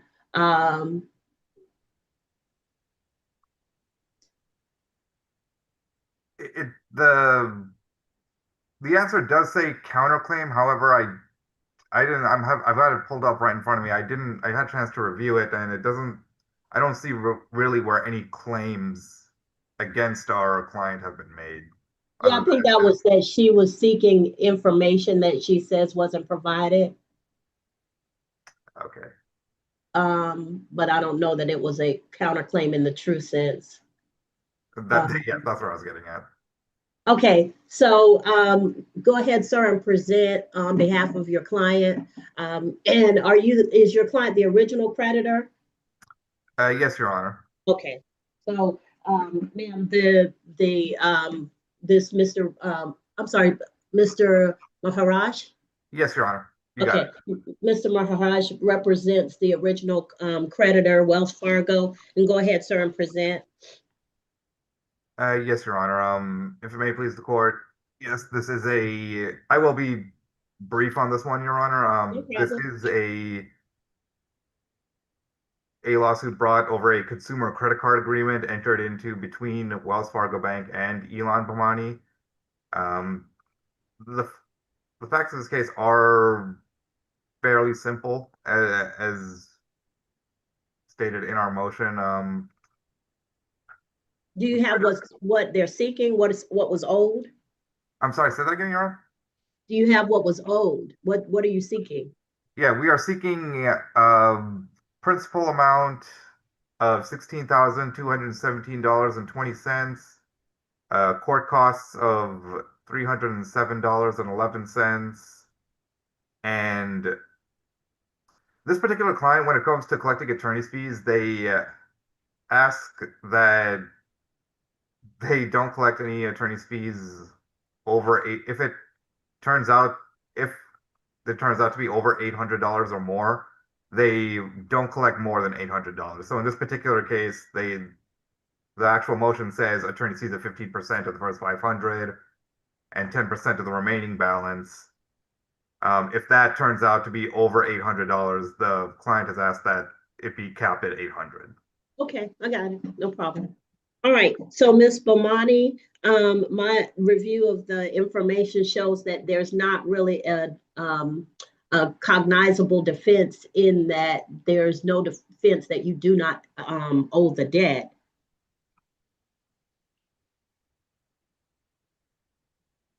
And the counterclaim seems to be that you were seeking documents. Yes.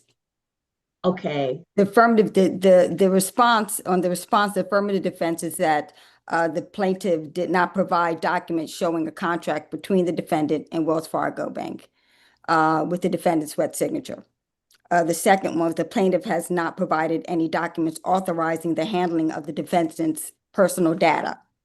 This is all information I requested. Number 3, the plaintiff has not provided a complete account number for defendant to review for the alleged debt. Number 4, the plaintiff has not provided a full accounting of alleged debt for the amount of $16,217.20. Account numbers unknown. Defendant requests to review all original creditors, payments, credits, interest rates, disputes, including a signature or digital PIN code approving alleged charges claimed. Number 5, plaintiff has not provided any documentation showing the debt is 100% accurate with no errors or omissions. Number 6, the plaintiff has not provided communication between the plaintiff and the defendant. Number 7, the original creditor has possibly filed a 1099-C collections of debt with the IRS. This would void any ability to collect on any alleged debt. Defendant requests proof Wells Fargo Bank have not filed a 1099-C collections of debt write-off to the IRS. Number 8, the plaintiff did not provide a dunning letter giving defendant the opportunity to dispute alleged debt. Number 9, the plaintiff has excessively delayed in bringing this lawsuit to my disadvantage due to non-availability of communication and document requests being cut off with the original creditor to establish concrete proof of the claim amount by the plaintiff. Number 10, the plaintiff attorney, I don't want to mispronounce your name, sir, so excuse me if I do. Paresh Maharaj of Lefkoff, Rubin, Gleason, Russo, and Smith, PC, is a debt collector, has a requirement according to the Fair Debt Collections Practice Act to notify defendant by mail with a dunning letter, giving the defendant the opportunity to dispute alleged debt. Number 11, the plaintiff attorney, I've already spoke of their names, is a debt collector and has requirements according to the Fair Debt Collection Practice Act, 15 USC 1692G, to review and provide documentation to show proof of alleged debt and how plaintiff provided proof of how the alleged debt was accumulated with true accounting records and statements. And last, number 12, the plaintiff attorney is a debt collector, has a requirement according to the Fair Debt Collection Practice Act, 15 USC 1692G, to provide a proper validation of debt within 5 days of initial contact. Because plaintiff attorney never provided a dunning letter to the defendant, plaintiff attorney did not comply with the FDCPA requirements, 15 USC 1692G. Defendant reserves the right to amend his answer after receipt of additional documentation from the plaintiff. And this is what I had requested. All right, Mr. Maharaj, you want to respond to any of this? Yes, just again, as mentioned in our response to the opposition to motion for summary judgment. Hang on, let me find it. That was a lot. I especially want to highlight the claim that plaintiff has not provided a verification of the debt and all of the accusations that the debt has not been properly verified under the Fair Debt Collections Act. Although not required by statute, we did provide verification of the amount owed to the defendant on April 29th, 2025. This verification was mailed to the defendant to an address of 11383 Michelle Way, Hampton, Georgia 30228. This was attached as Exhibit A to our response to the counterclaim.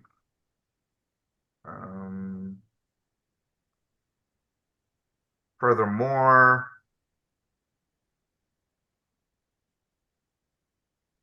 we have judging from the exhibits that we have provided with our original complaint, which includes bank statements and payment histories that have been authenticated by affidavit, we have provided accounting showing the balance owed. So I would just say that we have met our burden to verify this debt, and we have upheld our burdens under the Fair Debt Collection Practices Act, and as such, there is no issue of material fact, and ask that summary judgment be granted. So Ms. Bomani, he said, stated that on April 29, 2025, the quote unquote Dunning letter that you requested was sent to the address, that there are bank statements filed with the court that showed the progression of payments and their accounting with respect to the amount owed. I'm sorry. I'm sorry. I didn't hear the first part of it. The quote unquote Dunning letter that you wanted. Yes. Was sent on April 29th of 2025, and that the file contains the accounting complete with bank records to show any payments made to the account. That I did not receive that, ma'am. Did you look at the clerk's file? The clerk's file? And he would have filed it with the court clerk. Yeah, I did not see that. Not at all. Where shows proof of that? Because even in my defendant motion of opposition to plaintiff for summary judgment, it basically stated that I have not seen that, ma'am. Okay, Mr. Maharaj, you filed all those things with the clerk of court? Yes, State Court of Clayton County. This particular one was filed on September 22nd, 2025. That was after. After what? After I made the request for it. I made the request for it on July 17th of 2025. Yes, and in response to your request, he filed it with the court clerk. Okay, I didn't receive any information in regards to that. Did you send Ms. Bomani a copy under by post, or did you just electronically file it? This was electronically filed. Okay. I'm not sure if she gets the electronic filings. I did not. We also filed a certificate. There was a certificate of service. It was with the same mailing address that we had, 11383 Michelle Way, Hampton, Georgia. Okay, so you did send it separately? Yes. All right, so he said he sent what he filed separately to you. Ma'am, I in all honesty, Judge, Your Honor, I never received it. All right, I'm just now finding out about it today. Ms. Powell? Yes, ma'am.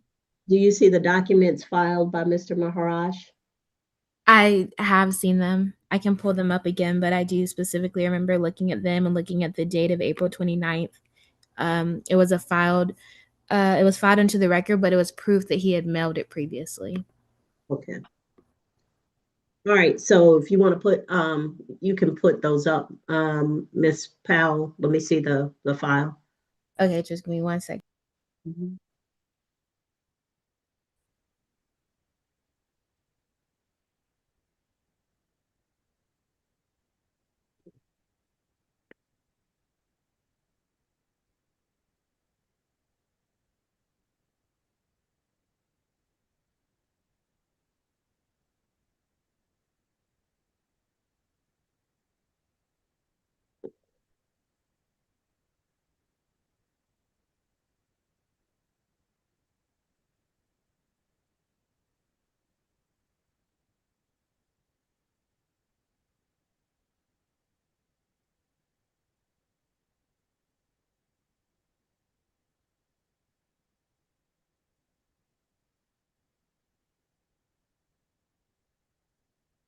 Your Honor, if it would help, I have it pulled up. I could share my screen. Yeah, go ahead, Mr. Maharaj.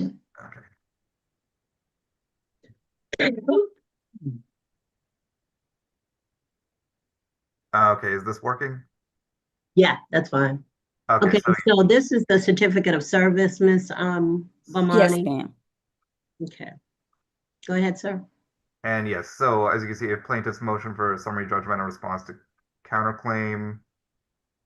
And this is just to go from beginning. Here's the proposed order. Just to this is the first page of the actual motion. As you can see, he filed on that date. Just gonna scroll through just to show everything. And here's Yeah, the no, I did receive that, yes, but I did not see it in compliance with the Dunning. Well, again, as attached as Exhibit A, here's the letter right here that was mailed on April 29th. And that's what I was also going to pull up, Judge. There's no that I saw no fuller copy of the letter, but it is verification that the plaintiff or the defendant's requests were responded to. So ma'am, this is what you were asking for. Okay. All right. Okay, I did receive that. Okay, That so I did then receive. he did comply with the regulations that you stated. Okay. Is there any dispute that you have as to the amount of the debt of $16,207.20? Yes, ma'am. Like I mentioned to you,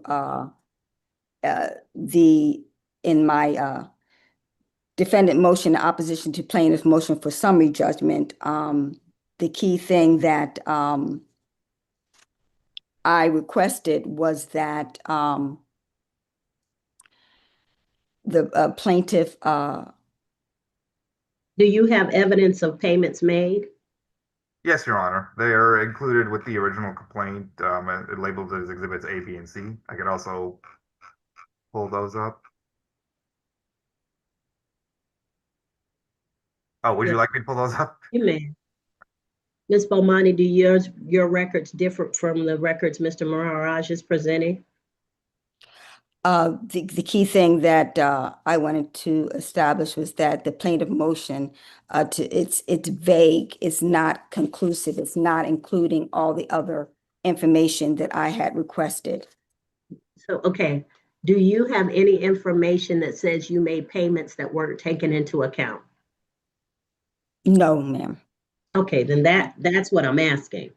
So at this point, the court is going to grant the amount of $16,217.20 plus $307 in court costs, $307.11 in court costs, plus $800 in attorney's fees as capped by the contract. All right, Mr. Mirage, you've presented a proposed order. The court will get that signed. Ms. Bomani will get you a copy of the proposed judgment. I mean, of the judgment, and then you, if you wish to speak with Mr. Maharaj, to, I guess, request a payment plan with his client, I'm sure he'd be willing to talk to you about that. Honestly, we have a negotiations team. I could have them reach out to you. Is your email address, Ms. Bomani, still elon.bomani@gmail.com? Yes. And phone number is still 470-771-0401? Yes, that is correct. Okay. Well, as long as we have correct contact information, we can reach out to you. All right, thank you. Thank you. And that's the only matter I had, Your Honor, if I may be excused. You may. Thank You're you. free to go at this time. Your Honor? Yes, ma'am. I would prefer for us to go through it's possible that we could go through, I don't understand why, since they didn't provide all the information that I requested, that we could not consider going to trial. I'm trying to understand. Ma'am, this is the trial. I was told it was an oral here, that it was an oral.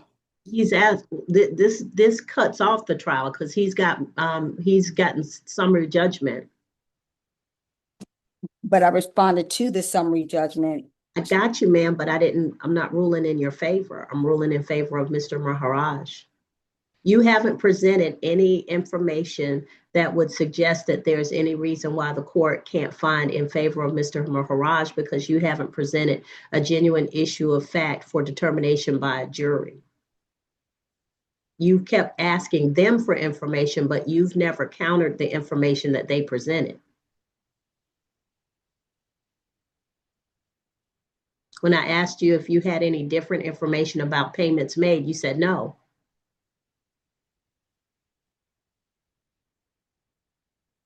All right, so you can work that out with Mr. Maharaj's client with respect to payment. All right, the next case is Jennifer Clifton versus Chaz Stroud and Car Country versus Allstate. Anybody here on Clifton versus Stroud? Good morning, Your Honor. Latrice Latin Alexander on behalf of Jennifer Clifton. How are you doing? I'm good. How are you? Good afternoon, Your Honor. Sakina Lieben Yearwood on behalf of Allstate. Okay. All right, Miss Latin Alexander and Miss Laban Yearwood. Yes, Your Honor. Anyone else interested in this case?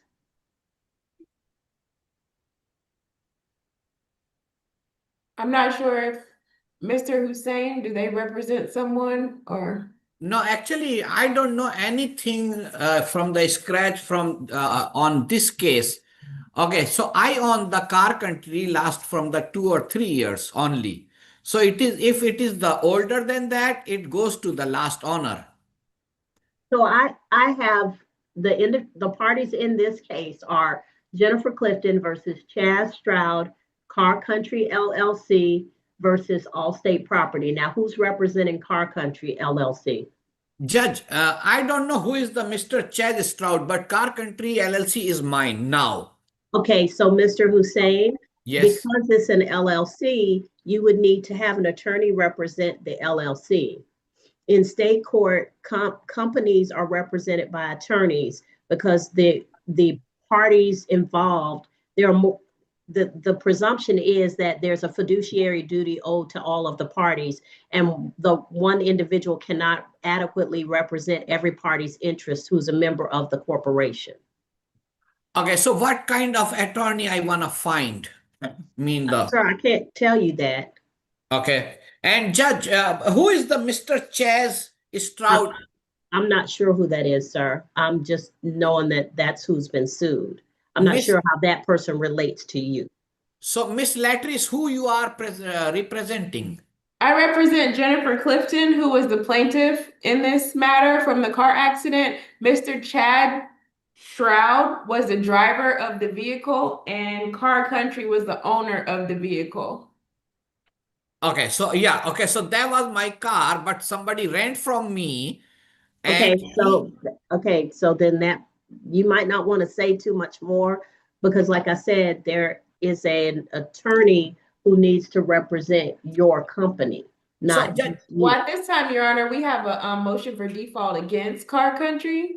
So do we need to set that aside? We were just here today for a damages hearing to discuss the amounts we were requesting. Right. So Car Country was served upon Mr. Hussein. Yes, Your Honor. And he never responded. Correct, Your Honor. Okay. So yeah, Mr. Hussein, at this point, your company is in default because you never responded to the lawsuit. But Judge, I never find anything in the mail. I am here. Okay, they cannot show me the anything I receive because I don't go on this office a lot. But whenever it is the certified mail is coming, they are giving to me. And even I don't know Mr. Shroud. I don't know Miss Jennifer. Yes, Hold on, sir. Yes, Miss Laban Alexander. I mean, Miss Latin Alexander. It was served. I wanted to pull up the information for service really quick. Thank you. And he was aware because he did contact our office after service. So just going through service and process. The documents were served on defendant Car Country. Pull this up here. Looks like we filed it July the 16th. And affidavit of service was filed on July the 29th by Miss Lakita Allen, sworn and deposed, over the age of 18, authorized to make service, and she had a successful attempt on July the 29th, 2025 at 12:17 p.m. It was at the 6923 Tara Boulevard, Jonesboro, and it was No. Excuse me, 69? Let her Every, finish, please. I believe, Let her Judge. finish. Let her finish so I can evaluate the information. Okay. Go ahead, Sorry. ma'am.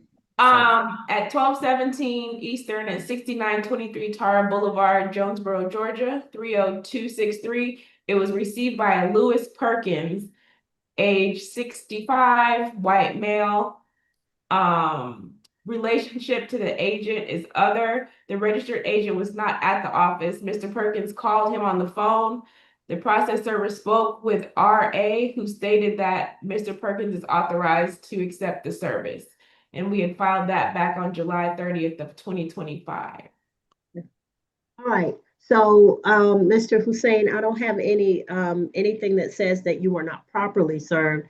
Did you have something to tell me at this point? Okay, so can I get the information about this one? Mean something like the contact number for Mr. Chaz and Miss Jennifer, so I can. Okay, sir, you can get all of that from the state court clerk's office in the Clayton County on the courthouse on the first floor. But at this time, the court can proceed with the hearing.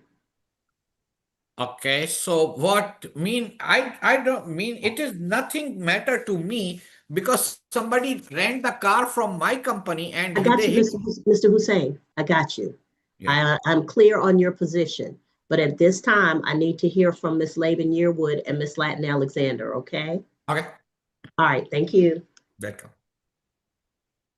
All right, so this is a tort accident, and I see a cross claim. So I am ready to hear. Yes, Your Honor. So based on the order being filed on our motion for default that was entered by the court, we were specifically putting forth our damages to ask for today. Ms. Jennifer Clifton is here in the event the court has any questions. Our outstanding amounts, we have medical bills in the amount of $2,988. We have a lost wage claim for about $2,673. Ms. Clifton was a registered nurse and did have to take off work at the time. We would request pain and suffering for $10,000, and we had requested our attorney's fees in the amount of $450 an hour for roughly 15 hours at $6,750. And we were asking for our expenses and fees, filing fees, medical record retrieval, and things of that nature in the amount of $2,082.89. So our total requests for damages is $24,493 at this time.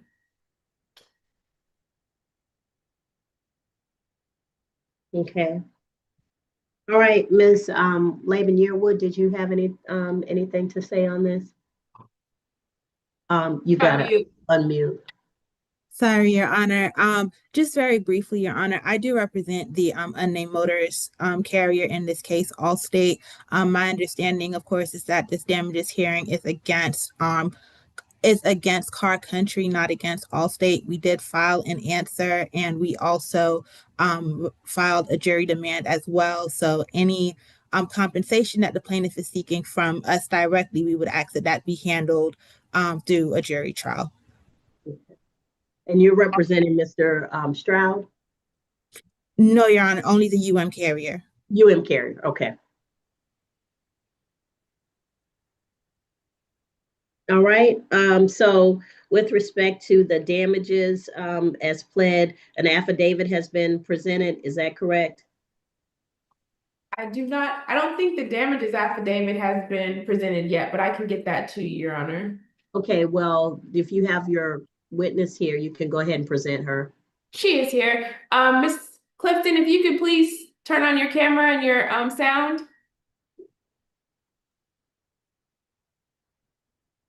Hey, Raise Ms. your right hand for me, Ms. Clifton. You solemnly swear or affirm any testimony you give in this matter will be true? Yes. All right. Okay, you can put your hand down, Ms. Latin Alexander, that's your witness. Hello, Ms. Clifton. How are you doing today? I'm good, and you?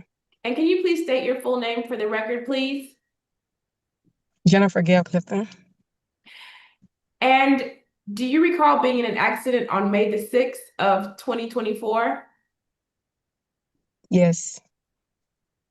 And do you remember, can you briefly give the court a synopsis of what happened on that date? All right. About time I was at red light, and someone in a car hit my rear end. Ms. All Clifton, right. you're breaking up a little bit. Hello? Can you repeat what you just said? Okay, I was saying that I was at a red light and I was hit in the back. I was stopped at the red light and I was hit in the back. And Can you was hear it me? yes, and was the defendant in this case Mr. Chaz Stroud? Correct. And did he ever state his name at the scene, or were you provided his name on a police report? I was provided the name on the police report. Do you remember what happened at the scene with Mr. Stroud?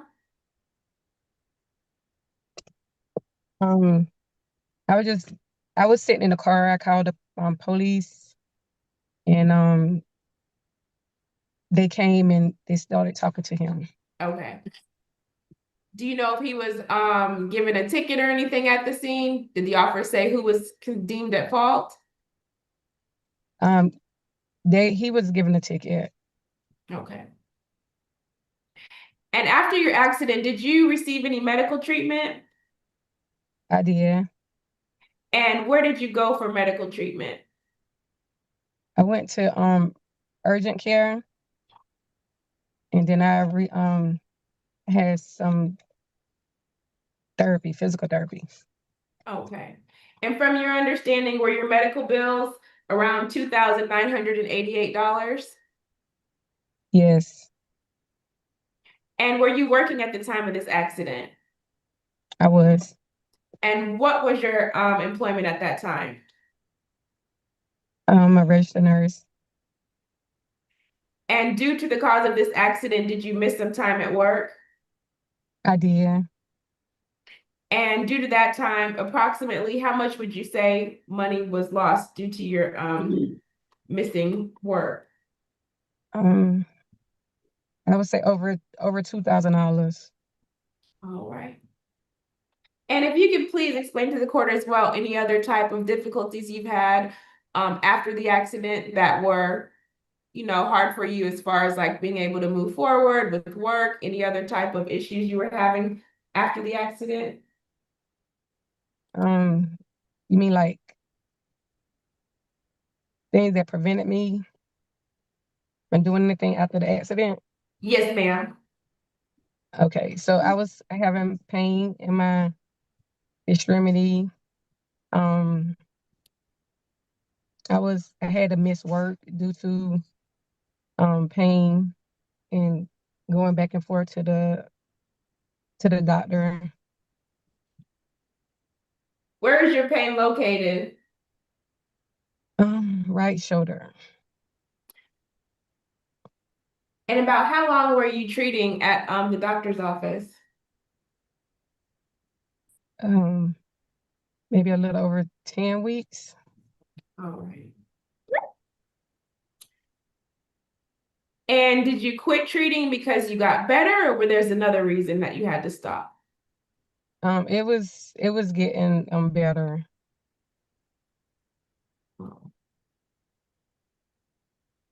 And did you employ the Embry Law Firm to be able to handle this matter on your behalf? Yes. That's all I have at this time, Your Honor, unless you had any additional questions needed. No. So anything from Ms. Laban Yearwood? I understand your position is UM, but did you have anything else at this time after the presentation of evidence? No, Your Honor. All right. All right, so the court is going to grant the amount of $24,493. Ma'am, I'm sorry to say, my name is Shafiq, and last name is Akhtar. I represent this company. And I would like to know about, I'm so sorry to bother you. I'm so sorry, okay? Represent them how, sir? Yeah, I am a representative of this company, Car Country LLC. Khalid Are Hussain is the are owner. you a member of the state bar of Georgia? Are you a practicing attorney, sir? No, no, I am, Okay, then, sir, no, the thing, sir, as I've said earlier, companies have to be represented by an attorney. There was a lot of time for an attorney to get involved in this case from the time that the service was given. So business people who don't operate in a business-like manner often find themselves in this position. But if you operate a business, sometimes you need to bring in other professionals to assist you with the conducting your business. If what you do is cars, then you don't know the law, then you should probably have brought somebody in to evaluate what you needed to do. So at this time, sir, there's nothing that you can tell me. only the thing is, I would like to know because my all cars is insured by fleet Sir? insurance. The Sir? problem is that the person who is the person driving the vehicle, chases. All right. So $24,493 plus court costs. Have you presented a proposed order, Ms. Latin Alexander? I will get that over to the court, ma'am. All right, and then you all continue to speak, and if you all can resolve the UN portion of the case prior to trial, fine. If not, then we'll be seeing you for trial. Yes, Your Honor. Thank you so much. All right, thank you. May we be excused? You may. All right, thank you. Judge, I think we should go to position 5 next, if that's okay with you, and then circle back to Okay, position. that's fine. I think position 4 is continued, so I'm going to go to position 5. I'll come back to position 3. There's a reason you're asking me to do that, I'm assuming. Yes, ma'am. All right, so this is position 5, Kayla Nelson versus Felicia Pizarro, Tabitha Palmer versus USAA Insurance. Good afternoon, Your Honor. Mark Simmons for the plaintiff, Ms. Nelson. I don't believe either defendant is present. USAA, as UM Insure, has been dismissed from this complaint, so we're only dealing with the defendant at this time. First of all, Your Honor, thank you for accommodating us. I am out of the country for my wife's birthday and have to get back to the airport at 1 o'clock, and so that's why I asked. Where are you, Mr. Simmons? If I may we are in Panama, about 2 hours away from Panama City. So we're way out here in the jungle. Okay, well, let's go ahead and get this done so your wife won't be upset with you. Yes, ma'am. Thank you. Again, I represent Ms. Nelson. She is present there on your screen, Your Honor. Yes. I would first like to discuss just part of the procedural posture. This isn't a typical damages hearing because what we alleged and what is most important in this case is the family purpose doctrine and negligent entrustment. I understand because Your Honor entered default judgment, those allegations are now deemed admitted. The defendant who was served is Ms. Palmer, the owner of the vehicle, not the driver. Ms. Pizarro was the driver of the vehicle owned by Ms. Palmer. What I first want to point out to the court is that in dealing with Ms. Palmer's insurer, Assurance America, they sent us a very detailed denial letter in writing, which I have never seen, where they basically stated to us that they admit the family purpose doctrine applied, but they're still going to deny coverage. And so part of my ask from this court is going to be to include in the court's order some indication that this negotiation that never happened was certainly in bad faith, because this letter states, and I'll read from it, Your Honor, states specifically there is no coverage for the loss under this policy for Ms. Palmer. The involved driver was a household resident and a regular operator of the vehicle, but not listed or endorsed on the policy prior to the loss. Therefore, we're unable to make any payments, and it continues from there. But with admitting that this driver was a member of the household and a regular driver, they admit to almost all of the elements of the family purpose doctrine and then deny the claim anyway. With respect to the damages, they're both for Ms. Nelson and her 8-year-old son, Mason. Ms. Nelson's damages and medical expenses total were $8,036. Mason Nelson, her son's damages were $660. He mostly just went to the pediatrician and got checked out. And what I want to point out to the court, and I'll ask Ms. Nelson to testify about this in just a moment, is that, especially with respect to Mason's pain and suffering, it's not just that, thank God, he was mostly okay, but that every time they get into a car now, he's not a 2-year-old who is kind of like, car close, car will hurt me. Every time a car gets near them when they're driving now, he is scared they're going to get hit again. He's old enough to appreciate how dangerous now driving can be, a thing that all of us hope that our young children don't have to appreciate. But now Mason has to deal with that every time he drives with his mom, and his mom now has to deal with parenting through that situation because of Miss Pizarro's and Miss Palmer's negligence. And so I want the court to consider those as well, considering pain and suffering on top of the medical expenses. With respect to attorney's fees, Your Honor, first, my ask is going to be for $25,000, which is the policy limit for Miss Nelson. It's a $25.50 insurance policy through Miss Palmer's policy. I'm going to ask the court for $5,000 in damages and pain and suffering for Mason Nelson. I don't want to be greedy and ask for the full policy limit where the medical bills might not support that. I think that would be unjust in this case. I'd also ask the court for $10,000 in attorney's fees. That would be at Miss Nelson's contractually agreed rate. And I would waive my fees for Mason's again. This is not a trying to go rake everyone over the coals. This is trying to get some justice for Miss Nelson and her child. The next step I anticipate, Your Honor, is going to be a bad faith claim against the insurer if we can locate Miss Palmer and get her to participate in that. But I want to make sure I do right by my current client first and make sure she's able to get some recovery for this horrific event. The event occurred on March the 25th of 2025. She and Mason were rear-ended. It's a pretty standard, all things considered, rear-end collision, but one that terrified both of them. Hurt Miss Nelson's back, both mid-back and her low back, hurt her right leg as well. She endured quite a bit of treatment, Judge, and then stopped, one, because she couldn't continue to miss work. I think that also coincided with the denial of the claim. So then there's also a cost assessment that every client has to make, as Your Honor is aware, where I can keep treating and trying to get better and better and better, but if no one's going to help me on the back end to cover these bills, I'm just going to be stuck. And so every plaintiff has to make that decision at some point when a denial happens, and it's not fair, I don't think, to Miss Nelson. And so she's still experiencing pain, but also couldn't afford to just keep going to treatment, keep missing work, to keep going to treatment, knowing that there might not be much recovery on the back end because of Miss Palmer's failure to answer this lawsuit.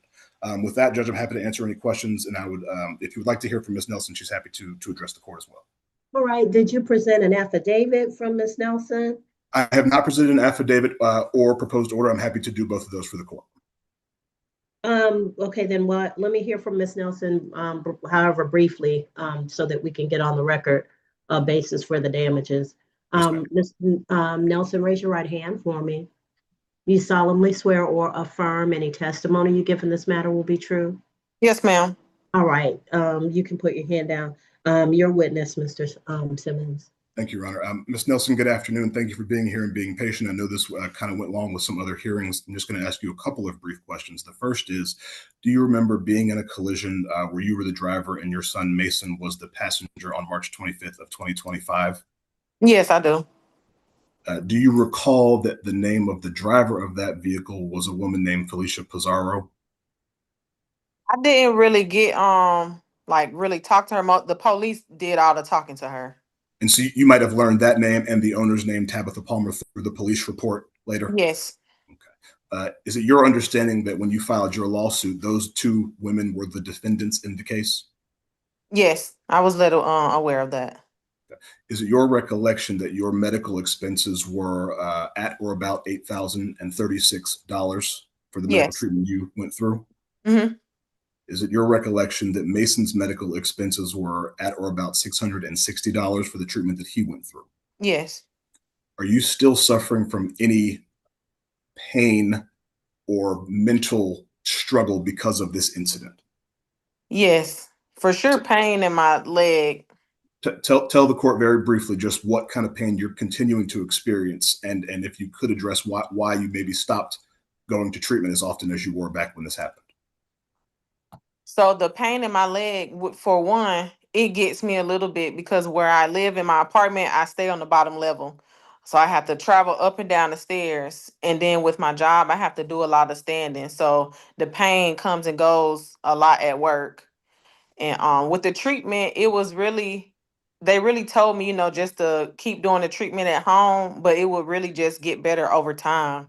It wasn't really nothing that I could keep going back and do. And so that you were sounds like your recollection is that you were kind of told that you might not ever get all the way better, but it was going to take some unpredictable amount of time. Is that fair to say? Yes.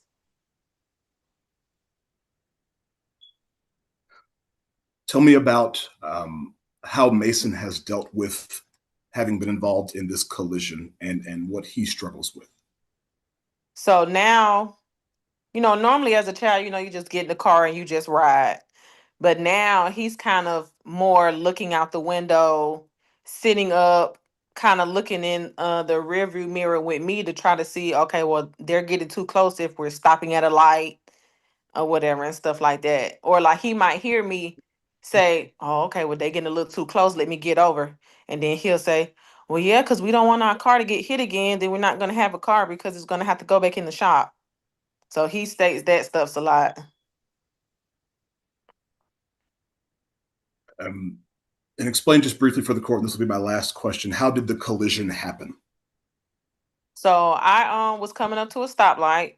It was traffic. We wasn't on a major highway. We was coming like the back, kind of like the back way. I can't think of the highway, but we was coming from Peachtree City going into Fayetteville.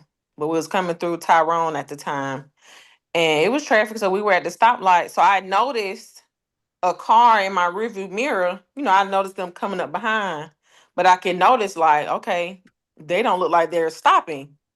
So I tried to get over until the grass median that was like to my left, but I couldn't really get around it because it was like a metal pole right there. So all I could do was just brace for what was finna hit me.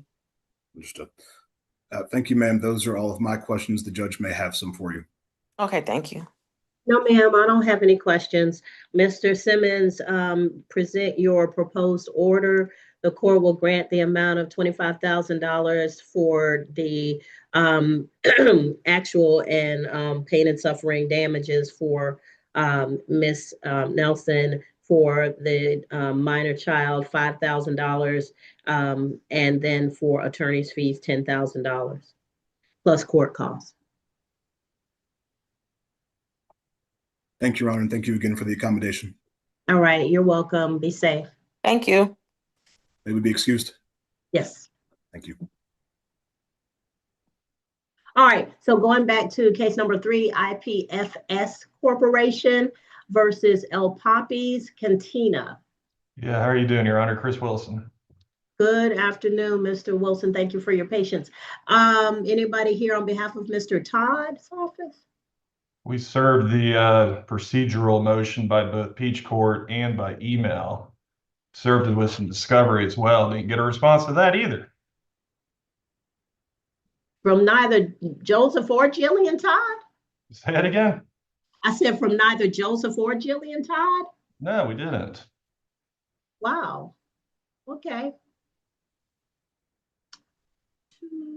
Let's see.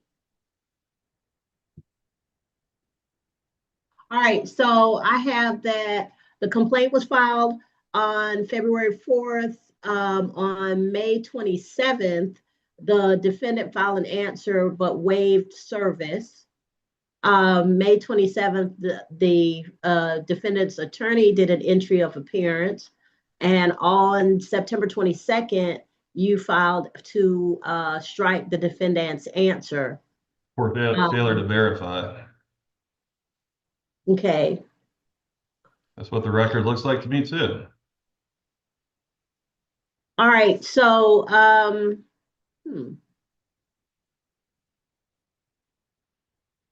So this is what I do in these cases. I don't, because striking an answer is an extraordinary measure. I will give them 10 days in which to verify. And if they haven't verified within the 10 days, and we'll get an order out. So 10 days from the order, if they don't verify, then the answer will stand as stricken. Thank you, Your Honor. Just to advocate for my client, though, I billed them a tremendous amount of money for this hearing today, and I really hate to spend any more money litigating. Well, you don't have to come back to a hearing. It's gonna be either that's verified within the 10 days or it's stricken. Okay, and damages are liquidated. Will the court consider entering judgment at the time that the answer is stricken? Yeah, if you present an affidavit. Okay, for attorney's fees or for? So if you present an affidavit for the damages, you said they're liquidated. They are, So, yes. if you present an affidavit for the damages and you state based on your either the contract or your experience what your attorney's fees are, that's fine. Okay, so this one we're actually doing reasonable attorneys fees under 13111, which is a statutory formula. So I don't know if the you still want an affidavit for that? I mean, just state what they are. If it's the statutory formula, that's not a problem. Okay. Usually All right. the attorney will come and say, oh, I stayed in my place after this many years of. Yeah, I get that. But on 13111, it's just like 10% of the principal and interest amount plus $25, which is what that's we're fine on this one. Judge Okay, will also all need right. the motion for default, right? So I'm that sorry, Ms. Powell. we'll still need plaintiff to file in the motion for default judgment. So here's the thing. If the answer is stricken, then default is automatic, and then all else will follow from that. And you don't think another hearing will be necessary? No. Okay, my client will appreciate that. Thank you, Judge. Yeah, I don't overdo the hearings. Essentially, I would have done it had they shown up, which is give you 10 days to file a verification. But in this case, the order will go out. They'll have the 10 days. If it's not filed within the 10 days, the answer will be stricken. And then the court will grant liquidated damages plus attorney's fees. That's what the order will say. Thank you, Your And Honor. Judge, sorry, just to be super clear for me, that's because the damages will follow what was requested in the complaint? Yes, they're liquidated. Thank you. Mhm. All right, thank you, sir. Thank you. Of Thank you for your patience. course. Oh. All right. Number 4, I believe, is continued. Is that correct, Ms. Powell? Yes, ma'am. Okay, so number 5 we've done. Number 6 is Barclays Bank Delaware versus Antonio Ricks. Good afternoon, Your Honor. Jasmine Shorter for the plaintiff. Hi, Ms. Shorter. How are you? I'm doing well, Judge. How are you doing today? I'm good. I'm getting over a cold, but I'm alive. Well, I'm glad you're and sort of kicking. So I have that this is a credit card balance. Service was the affidavit of service was filed. I had a pro se answer which pled hardship, but no other defense that the court would recognize with respect to denying the judgment. And then I have a motion for judgment on the pleadings. So, all right, I'm ready. All right, Judge. Well, everything that you said is the same procedural posture that I have here. Plaintiff has also filed its business records affidavit in the case evidencing the amount owed. So we simply request the court enter final judgment in favor of the plaintiff in the amount of $10,670.33. That is $10,345.32 in principal and $325.01 in court costs. Okay. All right, so the court will grant the $10,345.32 plus court costs. If you and I'm sure you've already sent in a proposed order. Is that correct?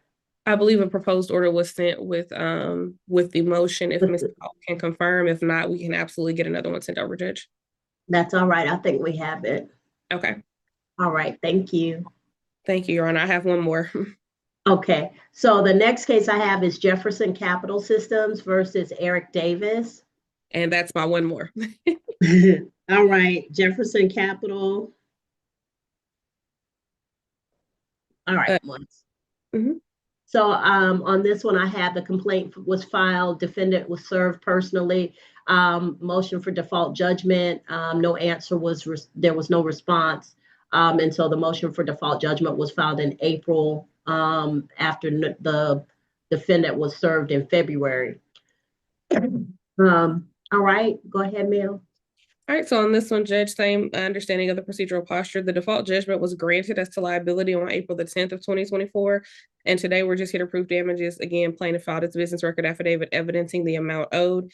And so based on that, we are requesting the court in a final judgment in favor of the plaintiff in the amount of $20,744.48.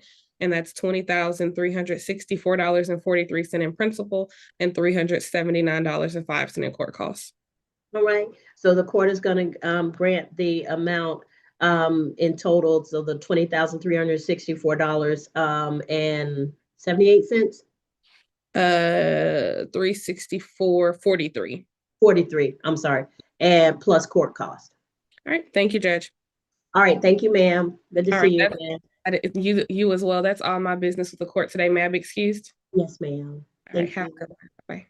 All right, and so the last hearing on the 11 o'clock calendar is General Insurance Company versus Sylvester Frimpong and Brad Frimpong. I see Mr. Frimpong, Mr. Brad Frimpong, and who's here on behalf of? I'm here. Who's here on behalf of LM General Insurance? That is Attorney Middleton, Your Honor. Hi, Mr. Good Middleton. afternoon. All right, so in this case, I have that this was an auto accident case. Mr. Brad Frimpong was driving defendant Sylvester Frimpong's vehicle. The plaintiff's insured's car was sideswiped, and this is a subrogation case. So Mr. Frimpong, the complaint was filed, service was made notoriously on Mr. Brad Frimpong, and Sylvester Frimpong filed a pro se answer, and then service was also, it says Sylvia, but I'm seeing Sylvester, so I think it kept defaulting on my computer autocorrect. Motion for default judgment against Mr. Brad Frimpong, and then the Rule 9 side. All right, so Mr. Brad Frimpong did not answer at all. Sylvester Frimpong did answer, but actually was requesting that the insurance company work with him regarding the amounts owed. Yes, Right. Your Honor, and that's what I have in the record as well. Okay, so Mr. Brad Frimpong, you understand that because you were sued, but you failed to answer, you're in default. Say the answer for you. All right, Mr. Sylvester Frimpong, can you turn your video on for me? How do I turn my video on? Okay, I sent you a prompt. That should help. Okay, your screen is, there you are, sir. Okay. All right, so Mr. Brad Frimpong did not answer, so he is automatically in default for failing to answer. Mr. Sylvester Frimpong did answer, but I don't know if the answer presents defenses that would prevent the court from moving forward with granting damages in this case. Now, just so that you all understand, the posture of this case is what's called subrogation, and that means that Mr. Middleton's client paid the damages to the plaintiff in this case for the either property damage or injury, as I think here it was property damage, and now they're seeking to have that money back from you all that they paid because of the accident. Okay, so Mr. Middleton? Yes, Your Honor. All right, did you present that by affidavit? Your Honor, I believe in this matter we do not have, we may have an affidavit in. Do you have a witness? Yes, we do have a witness, Your Honor. Okay, that's fine. Who's your witness? Mrs. Nicole Wasurma, and I believe All right. she's here. Miss, is it Wiersma? Yes, ma'am. All right, so Miss Wiersma, would you raise your right hand for me? Do you solemnly swear or affirm any testimony you give in this matter will be true? I do. All right, you can put your hand down. All right, Mr. Middleton, your witness. Yes, one second. There we go. Mrs. Was I'm sorry, and it's Wisirma? Where's where's my Okay, there we go. Thank you. Could you please state your name and position? Nicole Wiersma, and I'm a senior repair network specialist. Okay, and who is your employer? Liberty Mutual Insurance. Okay, and what are your responsibilities there? I work with body shops that are part of our guaranteed repair network, so the shops that we recommend to customers, just to ensure that estimates are properly written and vehicles are repaired to what they should be because of an accident. Okay, and are you familiar with the claim at issue in this case? Yes, I am. Okay, what is your role in documenting, calculating, or overseeing damages related to this loss? So the body shops write up the estimate and I review their photos. I review the estimate just to make sure it follows all of the guidelines and that everything that needs to be addressed is addressed. And I either do that just by looking at the photos or I go to the shop and look over the vehicles with the shop in person. Okay, and how did you become involved with this particular claim? This body shop is part of my group of shops. Each person on my team has a group of shops that we work with. This one's part of it, part of mine. Okay, okay, thank you. Thank you. And did you personally review the claim file related to this incident? Yes, I did. And what records or documents did you review to prepare for today? I looked over the police report, the photos of the vehicle as a whole, and then also specifically the damages, the estimate, and then also the alignment spec sheet. Okay, and are these records usually kept in the normal course of your company's business? Yes, they are. They're in the claim file. Okay, and as far as the damages related to this accident, what property was damaged as a result of the accident? It was a 2017 Lexus NX 200T. Okay, and were there any inspections or evaluations, any assessments performed Yes. to determine what type of damage or the extent of damage? Yes, the shop, they did a visual inspection before the vehicle was disassembled, and then after that, the damaged components were taken off to get a full inspection of the vehicle. They also completed an alignment to determine if there was any suspension damage. Okay, and who was the company or the repair shop that performed that inspection or assessment? The initial inspection was completed by Gerber Collision in McDonough. Okay, and based on your review, what was the total property damage attributed to this accident? $1,200.56. Okay, and do you know if there was any amount paid for bodily injury as a result to this accident? I do not believe so. I was advised it was only property damage. Okay, thank you. And what documents were used to determine the extent of the damage? The estimate and then the alignment spec sheet. Okay, awesome. And moving on to some repair replacement costs, what repairs were performed after the initial evaluation and estimates? Sure. So there was repair to the front bumper, the headlamp, and fender had to be replaced. And then there was also repair down the side to both doors and the quarter panel. Yeah. So it essentially went down the right side, the passenger side of the vehicle. Okay, and this was repaired, was this by Gerber or a different company? Genesis Body Shop actually did the repairs and they followed the estimate that Gerber had written. Okay, awesome. And the total amount of repairs again was that $66,200.56? Correct. And okay. Do you have invoices, receipts, or repair documentation? I'm sorry, Mr. Middleton, can you repeat that for me? What was the number? $6,200.56. Okay, all right, thank you. No problem, Your Honor. Do you have any, and Mrs. Wiersma, Do you have any invoices, receipts, or repair documentation? The repair documentation is in the claim file.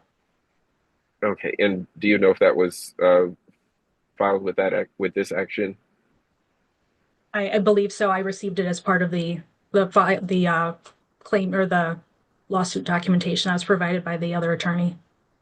Okay, thank you. And were there any replacements necessary on the vehicle? A replacement of parts? Yes. Yes, the headlamp and the fender were both replaced. And do you have a ballpark figure about how much that would cost? I can tell you by looking at the estimate, the headlamp alone was $1,069.36. Then there would be the labor to replace it, and then the fender was $209.37, and then the labor to replace it and refinish it. Okay, and were all the repairs on the estimate completed? Yes. Okay. And how much did your company pay as a result of this loss? $5,700.56. Okay, and do you know when those payments were made? Yes, it was April 29th of 2022. Okay, and to whom were these payments issued? It was to Niquela Bass and Genesis Body Shop. Okay, and were any of these payments denied? Not to my knowledge. Okay, and are all payments reflected accurately in the claim ledger? Yes. Okay, and what amount is your company seeking to recover in this action? $6,200.56. Okay, and does that include deductibles, depreciation, or any salvage recovery? Yes, it does. Okay. Were there any third parties involved in causing or contributing to this loss? Not to my knowledge. And has your company received any reimbursement from any other party or insurance company? Not to my knowledge. Okay. Moving on to the records, are all the damages and payments reflected in your business records? Are they regularly maintained? Yes, they are. Okay, and are these records created at or near the time that the events occurred? Yes. And are the records accurate and complete to the best of your knowledge? Yes. Okay, and do you have any supporting documents with you today or that can be made available upon request? Yes. All right. And to your knowledge, are the damages claimed reasonable and necessary as a result of the accident? Based on my review of the photos, they are reasonable and necessary. Okay, and are there any outstanding costs or future expenses anticipated? Not to my knowledge. Okay. Is the claimed amount the full extent of your company's subrogation interest? Yes, it is. And do you have anything else to add regarding the damages or the claim itself? No, I do not. All right, and those are all of the questions I have for the witness. All right, Mr. Frimpong, Mr. Sylvester Frimpong, or Mr. Brad Frimpong, did you have any questions about what's being asked? The company is seeking $6,200.56 for repair of the vehicle. Hello, Your Honor. Yes. The response that I wrote, I responded it for me and on behalf of my son. It's not You can that he only didn't respond for you, sir. Yeah, but when I went to the court, the lady didn't tell me that. She said I could. I showed her the letter I received, and she told me I could write a response for both of us. Okay, so she can't give you legal advice. That's not legally true. You can only respond on your behalf, and Mr. Brad Frimpong could have responded on his behalf, but you cannot represent your son because you're not an attorney. He can represent himself, you can represent yourself, but you can not represent the interest of both of you. Okay, I understand, but you see, the letter they keep sending is they say Brad and Sylvester, that's me and him. They keep sending the letter to me. I got you, because they're suing both of you. Right. That's why I thought since both of us had one letter, I could have responded for both of us. Unfortunately, no, sir. Yeah. All right. So did you have any dispute for the amount? Yeah, actually, the dispute, the accident, the car was not even damaged that much. All that they are saying, they don't have any records. But the other fact is I had insurance on the car. So when they called me, I told them to speak to the insurance people. So I don't know why they're suing us. The car had insurance. Right. So the car was covered under any. Mr. Middleton, did you have any response to that?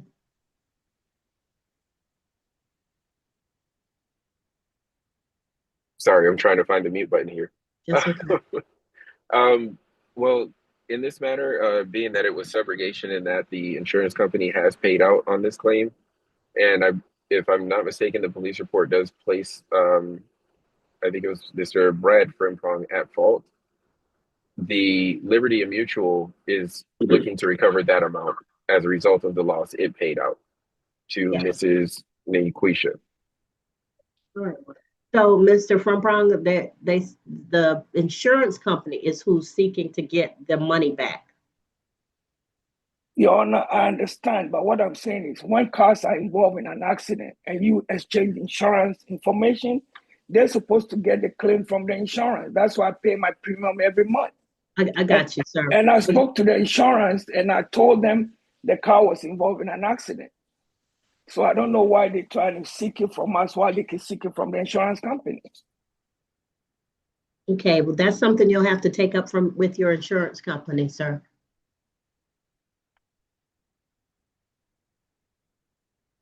Anything else at this time? Nothing further, Your Honor. All right, so the court is going to grant the amount of $6,200.56 plus court cost as to Brad Frimpong and Sylvester Frimpong. All right, so Mr. Frimpong, you're free to talk to your insurance company about any issues that you have.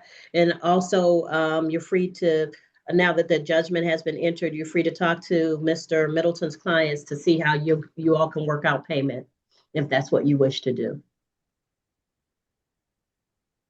Your Honor, can you repeat what you just said? I said you are free to speak with your insurance company to work out whatever it is you need to work out with them. You're also free to speak with Mr. Middleton's client to see if payment, how you're going to work out payment with them, okay? I need to speak to the client, not him. Well, through him to the client. All right, and any documents that you need should be at the court clerk's office, the state court clerk's office at 9151 Terra Boulevard on the first floor. So you just go in there and ask for any documents related to your case number, okay? Okay. All right, thank you, sir. Thank you, Your Honor. And that is all of my business. May I be excused? You may. All right. Ladies and Thank you, Your Honor. gentlemen, thank you. I've been going straight through since the 10 o'clock calendar. So just give me about 5 minutes for the 1 o'clock calendar, and I will be right back. Thank you. Judge, before the quick recess, did we complete case number 8? Did you hear case number 8? I'm sorry. Let's see. That was case number 9. Case number 8 is. It's 2024 CV 06477. Nope, I don't think we did. Sorry.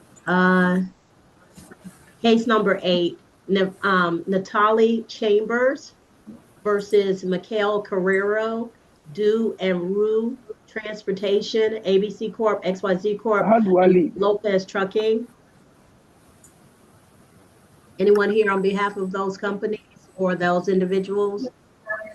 Kristen Campbell for the plaintiff. All right.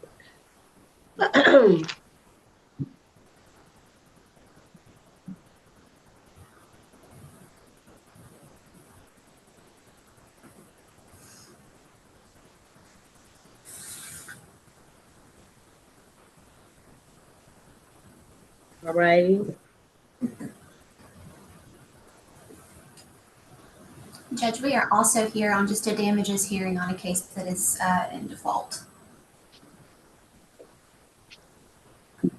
And specifically, Judge, we're able to hear default arguments against due and rue transportation, not Michael Carrero, because of the notice that was sent. All right, so did Mr. Carrero not get the notice? He did receive notice, but the Rule NISI states that the damages hearing is for due and rue.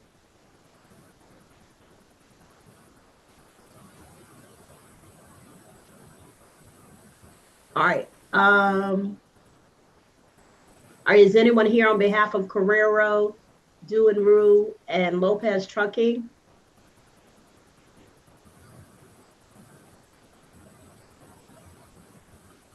All right, so Ms. Chambers, go ahead and present as to all of the parties. If you have individual claims as to each of the parties. Yes, Your Honor. This claim arises out of a December 7th, 2022 car wreck against a tractor trailer. At the time was believed to be owned by Due and Rue. The additional company was later added once an agent for the insurance company informed us that they had been purchased by Lopez Truck Line. So our office did serve both Due and Rue and Lopez once we learned of their acquiring of the company. Neither entity filed an answer or has responded in any way to any of our discovery requests.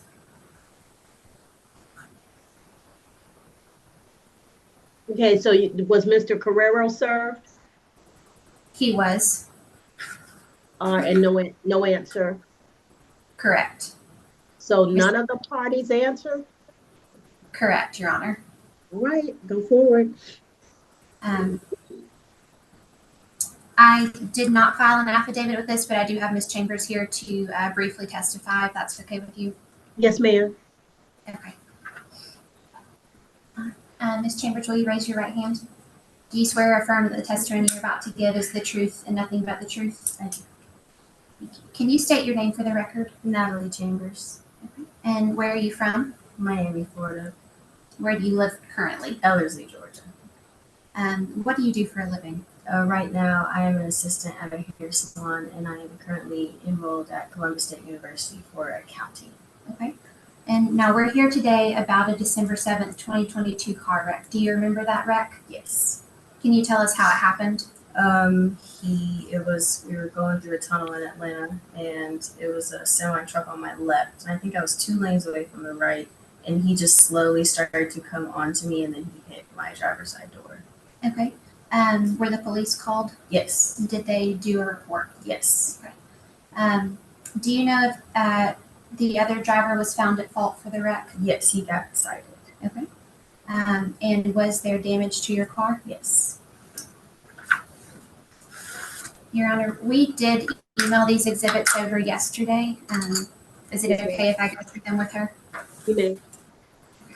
I'm going to show you what's been marked as Plaintiff's Exhibit 2.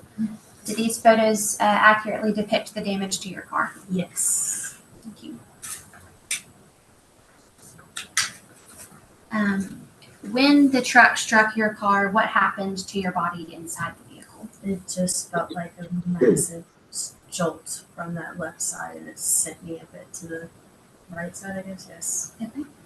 Did you strike any part of your body on any part of the interior of your car? Mainly just like the side, the center console and the back of my seat. I got it tightened. It felt like the seatbelt tightened on too. Okay. Did you seek medical care after the wreck? Yes. Where did you go? It was the South Atlanta Spine Center, I believe, in Columbus, Georgia. Okay. What did they do for you? It was a lot of chiropractic and physical therapy care, hot and cold ice packs, and the EDM therapy where they put the patches on you and they send the waves. A lot of cycling and working my muscles, and they did a lot of popping in my neck and back. Okay. Did you treat anywhere else? No. Did you undergo any scans or testing? There's a couple of x-rays and MRIs, I'm pretty sure. Okay. And what was your understanding of your diagnosis? I had 2 bulges in 2 different levels in my neck and 2 in my back. Okay. Did you receive bills for that treatment? Yes. Show you what's been marked as Plaintiff's Exhibit 3. Are those the bills that you received? Yes. Yes. I'd like to tender Exhibits 2 and 3, Your Honor. They will be admitted. Thank you. Ms. Chambers, do you still experience pain? Yes. Where and how often? Every day in my neck, my shoulders, from upper back all the way down to my lower back, and sometimes it gets down to my hips. Okay. Does it affect your daily activities? Yes. How so?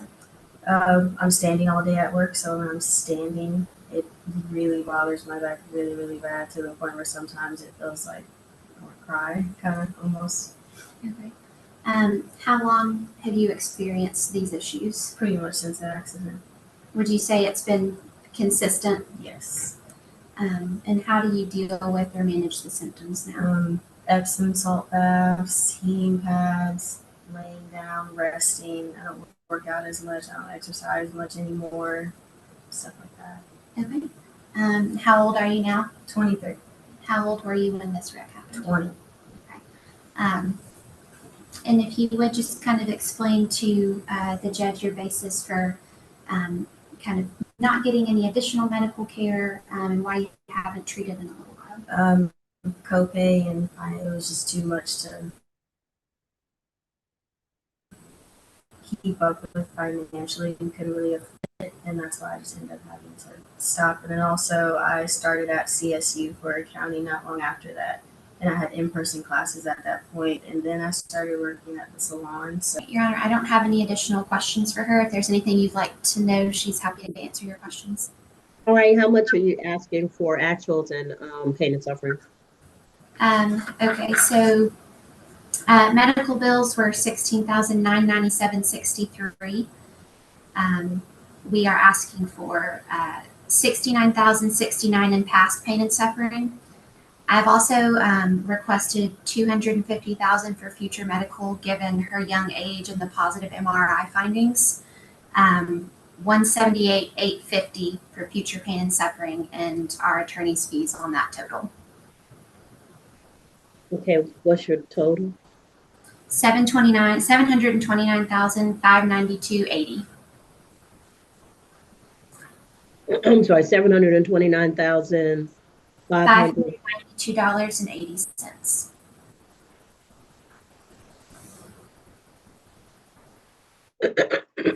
Excuse me. All right. So so for the actual damages, I have and paid, well, no, I'm sorry, for actual damages, $16,997.63. But you said there was some additional actual damages. I had just in my motion separated out past pain and suffering and future pain and suffering, Okay. but also future medical. Yeah. All right. So the total that you're asking for is $729,502.80. That's $592.80. Yes. 500 and what? I'm sorry. This cold is making it hard for me to hear. And then I'm talking in between your statements. So go ahead. It is $729,592.80. Okay. So the court will grant the amount of $729,592.80 plus court cost. And you had attorney's fees as part of that? Yes. All right. And that will be asked to all of the defendants.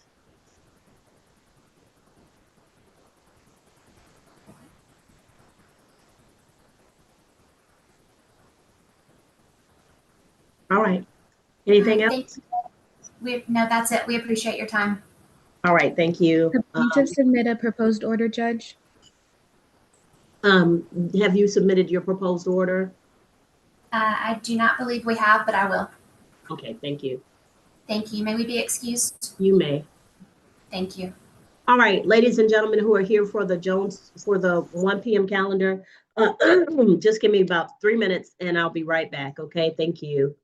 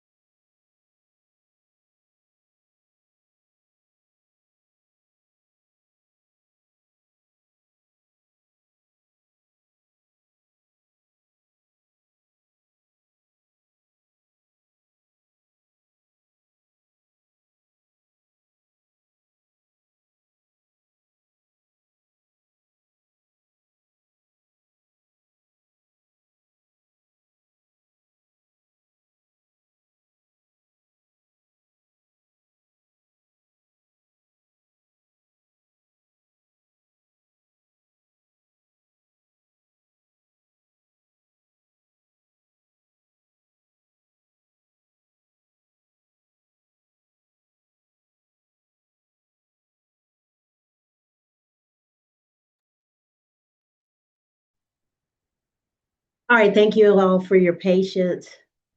All right, for the 1 p.m. calendar of December 3rd, 2025, for civil cases for courtroom 304, Judge Tammy Long Hayward. The first case on the calendar is the Cincinnati Insurance Company versus Valerie Dixon Cook and Raymond Cook. Good afternoon, Your Honor. Caitlin Miller here for plaintiff.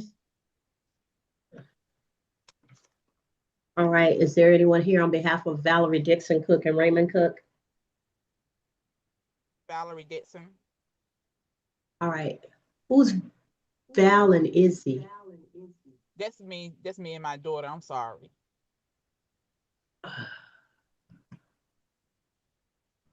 All right.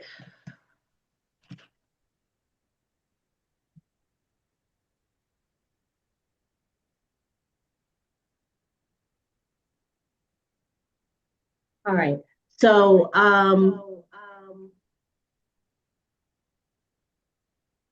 next case is U.S. Bank National Association versus Matthew McCrary.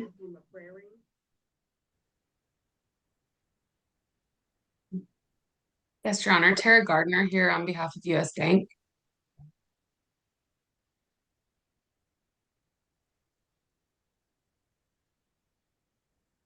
All right. Next is Consumer Portfolio Services versus Shatavia Janisa Barber. Christy Smith for Consumer Portfolio Services. Shatavia Barber here also.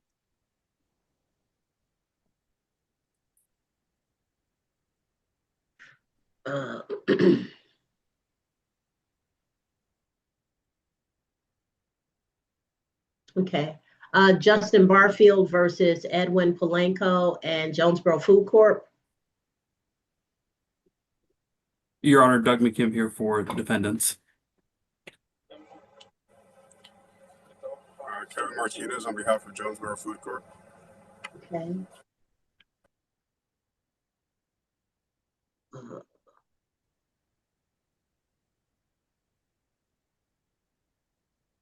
Who's here on behalf of Justin Barfield? Your Honor, I don't believe anyone is. That's part of the reason we're here. Okay.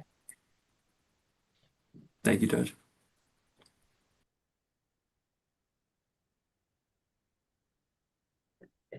And Jamarius Maddox versus Maritza Cabron versus State Farm.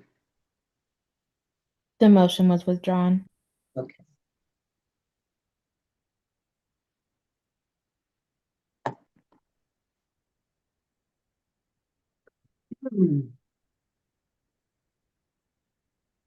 All right, on number 6, I have that the case was continued for Amaya Owens versus Muse.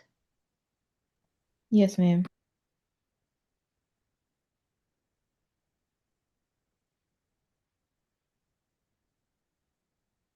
Thompson versus Clayton County. Wes Jackson on behalf of Clayton County. All right, and Tierlyn Thompson.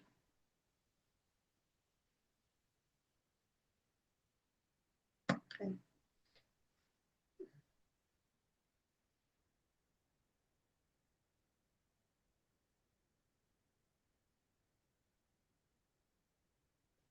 All right, and it looks like it.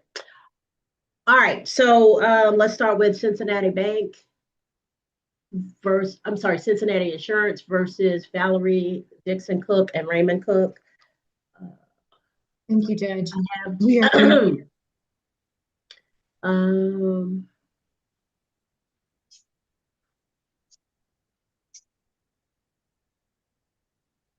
okay, so this is a complaint for damages. Ms. Dixon Cook was personally served and filed a pro se answer. And Mr. Raymond Cook was personally served. I don't see an answer for Mr. Cook. He's been dismissed, or there is a motion pending to dismiss him. Okay, and for Ms. Dixon Cook, my understanding is she there are issues with discovery. Yes.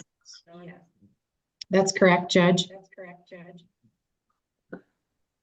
All right, so this is a motion to strike Ms. Dixon Cook's answer. All right, go ahead, ma'am. Thank you, Judge. We served discovery requests on the defendant. She did not respond to those. After 26.4B letters, we filed the motion to compel discovery, which this court granted on September 26, 2025, ordering Ms. Dixon Cook to respond to our discovery request within 10 days of the date of this order.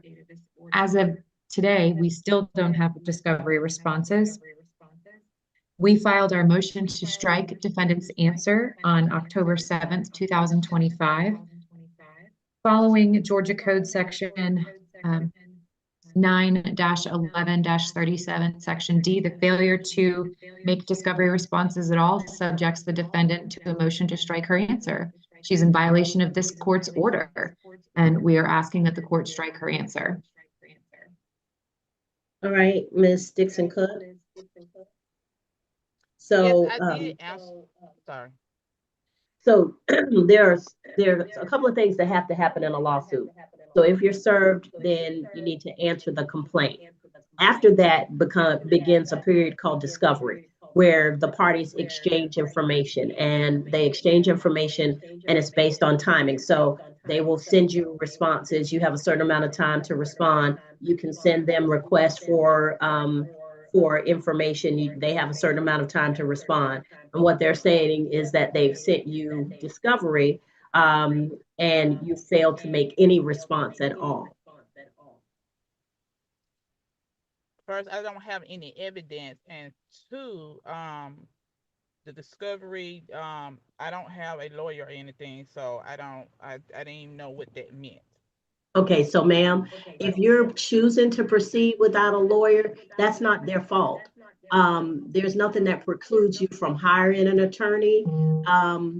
So you could have sought the assistance of counsel to assist you with this case. Once you were sued and put on notice that a lawsuit was pending, that was your opportunity to get a lawyer. They're not responsible for your inability to respond because you don't understand what's going on. And I can't treat you any differently than I would an attorney on the other side. It is your responsibility that if you don't understand what's going on, then you seek that information to be able to respond appropriately. So do you know what it means to strike an answer? Yes, they're trying to get rid of my answer that I had responded with the answer, the question they asked. But the result would be the result would be that they automatically win their case, and then they can ask me for damages and prove the damages portion of the case. And I've already did a motion to compel that asked you to supplement or to respond to discovery. You didn't respond to that at all. And you didn't respond to the initial discovery. You can't just not respond and not have not suffer some consequences for that.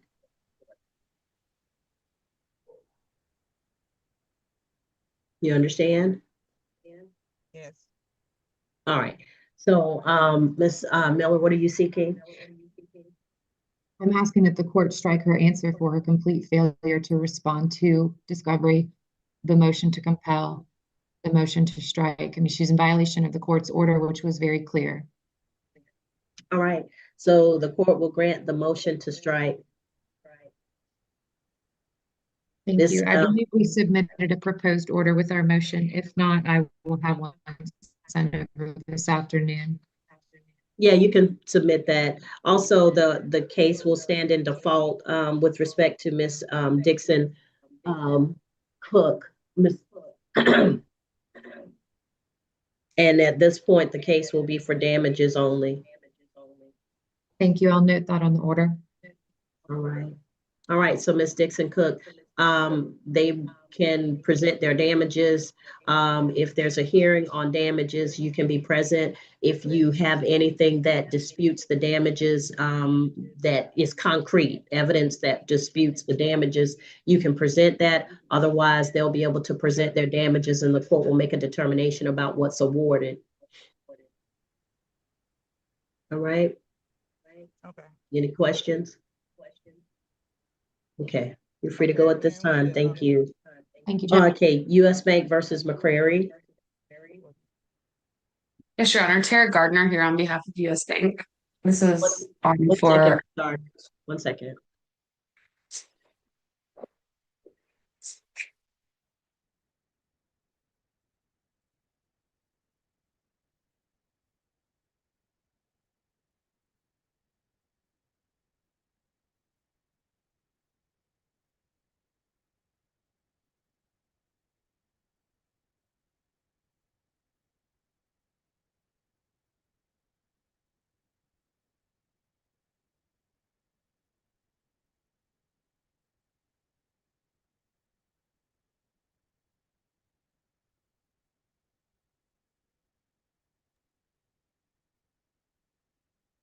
I'm sorry, Ms. Gardner, go ahead. Is there yes, here on behalf of McCrary? I'm here on behalf of US Bank. Yeah. Okay. Go ahead. We filed I a see motion. an answer. I'm sorry, I just asked because I see that Mr. McCrary filed an answer pro se.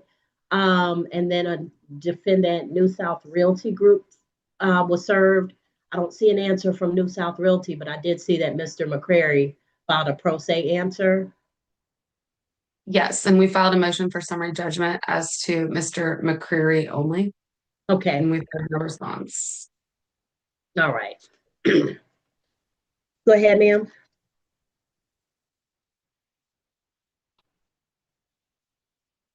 Go ahead, Ms. Gardner. We would just rest on the motion. As stated in our motion, plaintiff established a credit card account for the defendant pursuant to the card member agreement.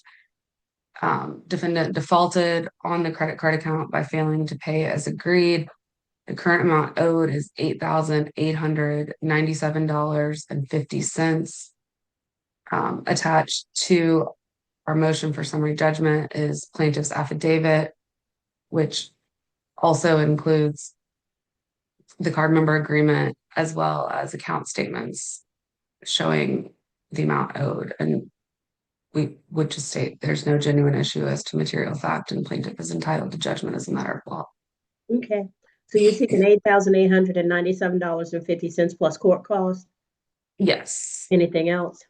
No, that's all right. That amount will be granted. And I believe you have a proposed order in? Yes. Okay. So because motions for summary judgment were required to give a hearing, if you don't want a hearing, you can go ahead and ask for ruling on briefs only. Okay. Okay. Thank you. No That's all problem. I have. May I be excused? Yes, ma'am. Thank you. Consumer, next one. Because I know sometimes these things are kind of simplistic when nobody responds. And so if you don't want a hearing, you don't have to. Consumer Portfolio Services versus Shatavia Barber. Ms. Barber is present. And who's here on behalf of Consumer? Christy Smith. All right, Ms. Smith. So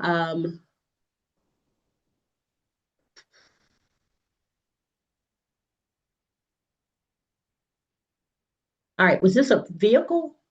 Yes, ma'am. Yes. And Your Honor, we're just seeking possession today. To simplify things probably a lot for the court, I spoke with Ms. Barber via private message during this, and she is not opposing our request for possession. So I've gotten information from her as to the whereabouts of the vehicle. I'll let her confirm that for you in case she wants to say anything else, but she's in default, and I don't think that she disputes that. All right. So Ms. Barber, raise your right hand for me. You solemnly swear or affirm any testimony you give in this matter will be true? Yes. All right, you can put your hand down. So Ms. Barber, you've provided information to counsel for Consumer Portfolio regarding the vehicle in question? Yes, ma'am. All right, and you acknowledge the debt that is owed and for the lack of payments? Yes, ma'am. All right, and so at this time, you're providing information so that they may come into possession of the property? Yes. All right, and Ms. Smith, what is the description of the property? It's a 2013 Jeep Grand Cherokee.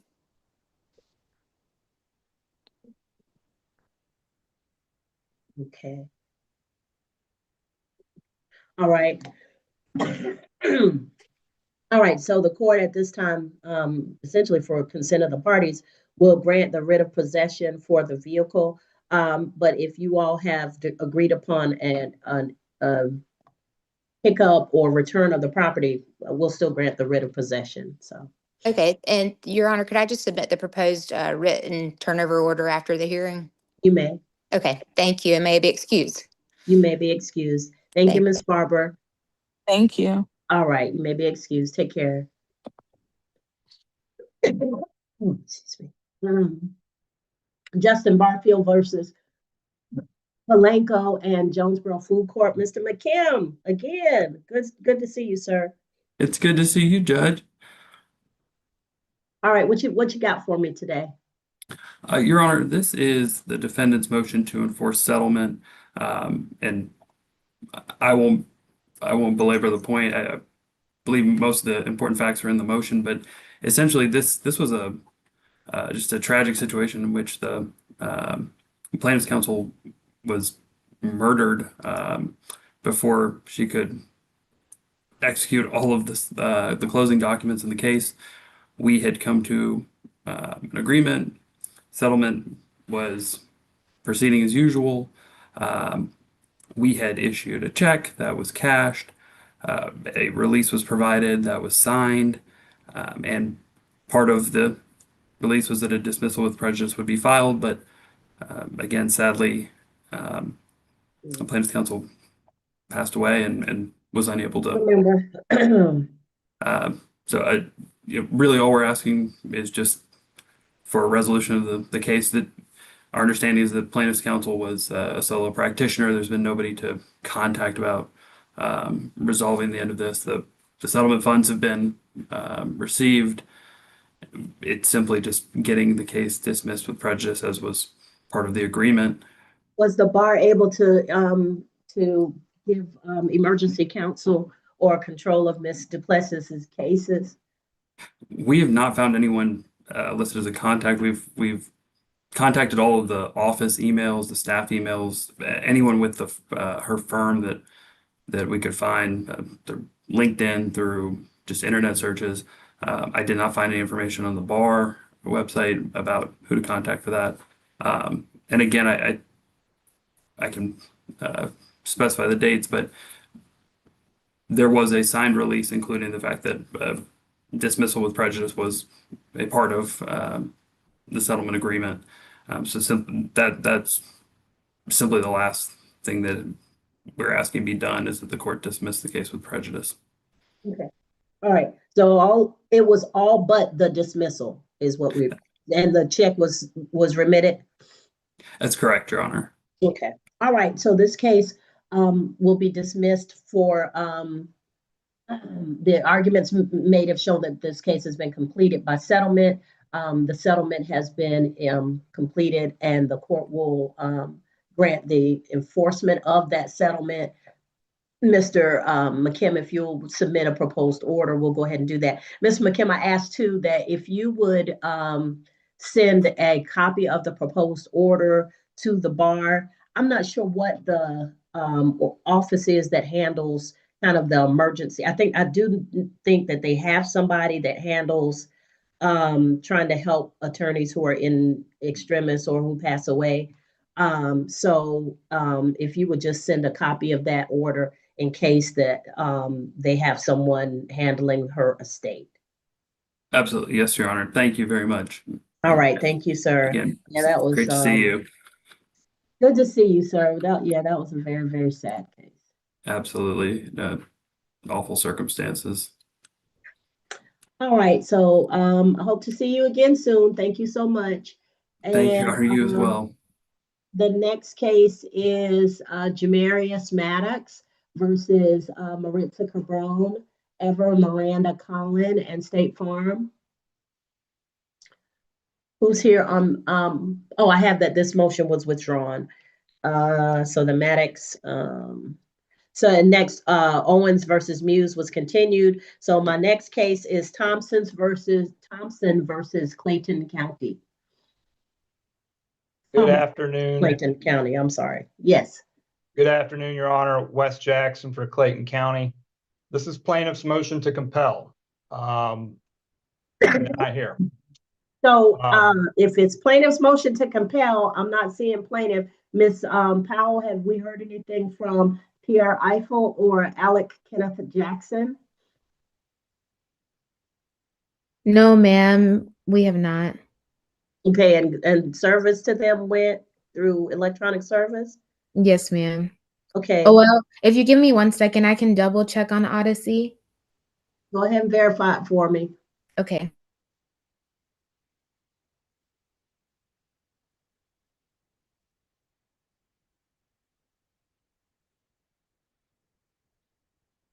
Yeah, so there are no emails referencing this case number and checking Odyssey right now.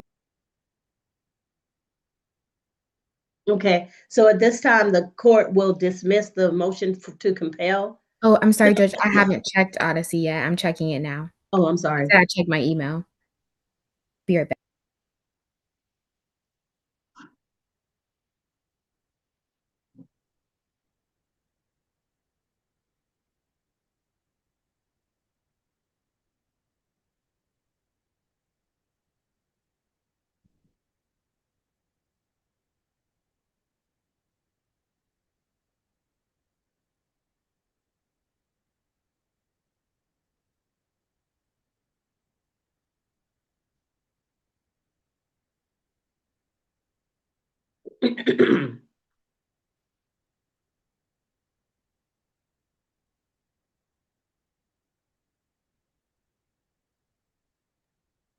Would you mind naming the attorneys, Judge? Sure, no problem. Mr. Pierre Eiffel, Eifill, or Okay. Alec Kenneth Jackson, ALEC Kenneth Jackson. Okay, Alec Jackson and Pierre Eiffel are listed as service contacts. If defendant's counsel received service, they should receive service as well. I could go back and locate this particular order. It would just take me like that's more okay. minutes. But the way the e-file works, if defense counsel received it, they should have also received it, and I would have gotten an error message if those service contacts weren't selected. All right, so I can represent to the court that I've pulled it up. It is stamped filed as e-filed on November 4th, 2025 at 5:06 p.m. all right, so at this time, for failure to prosecute the motion to compel, the court is going to dismiss the motion. That is it.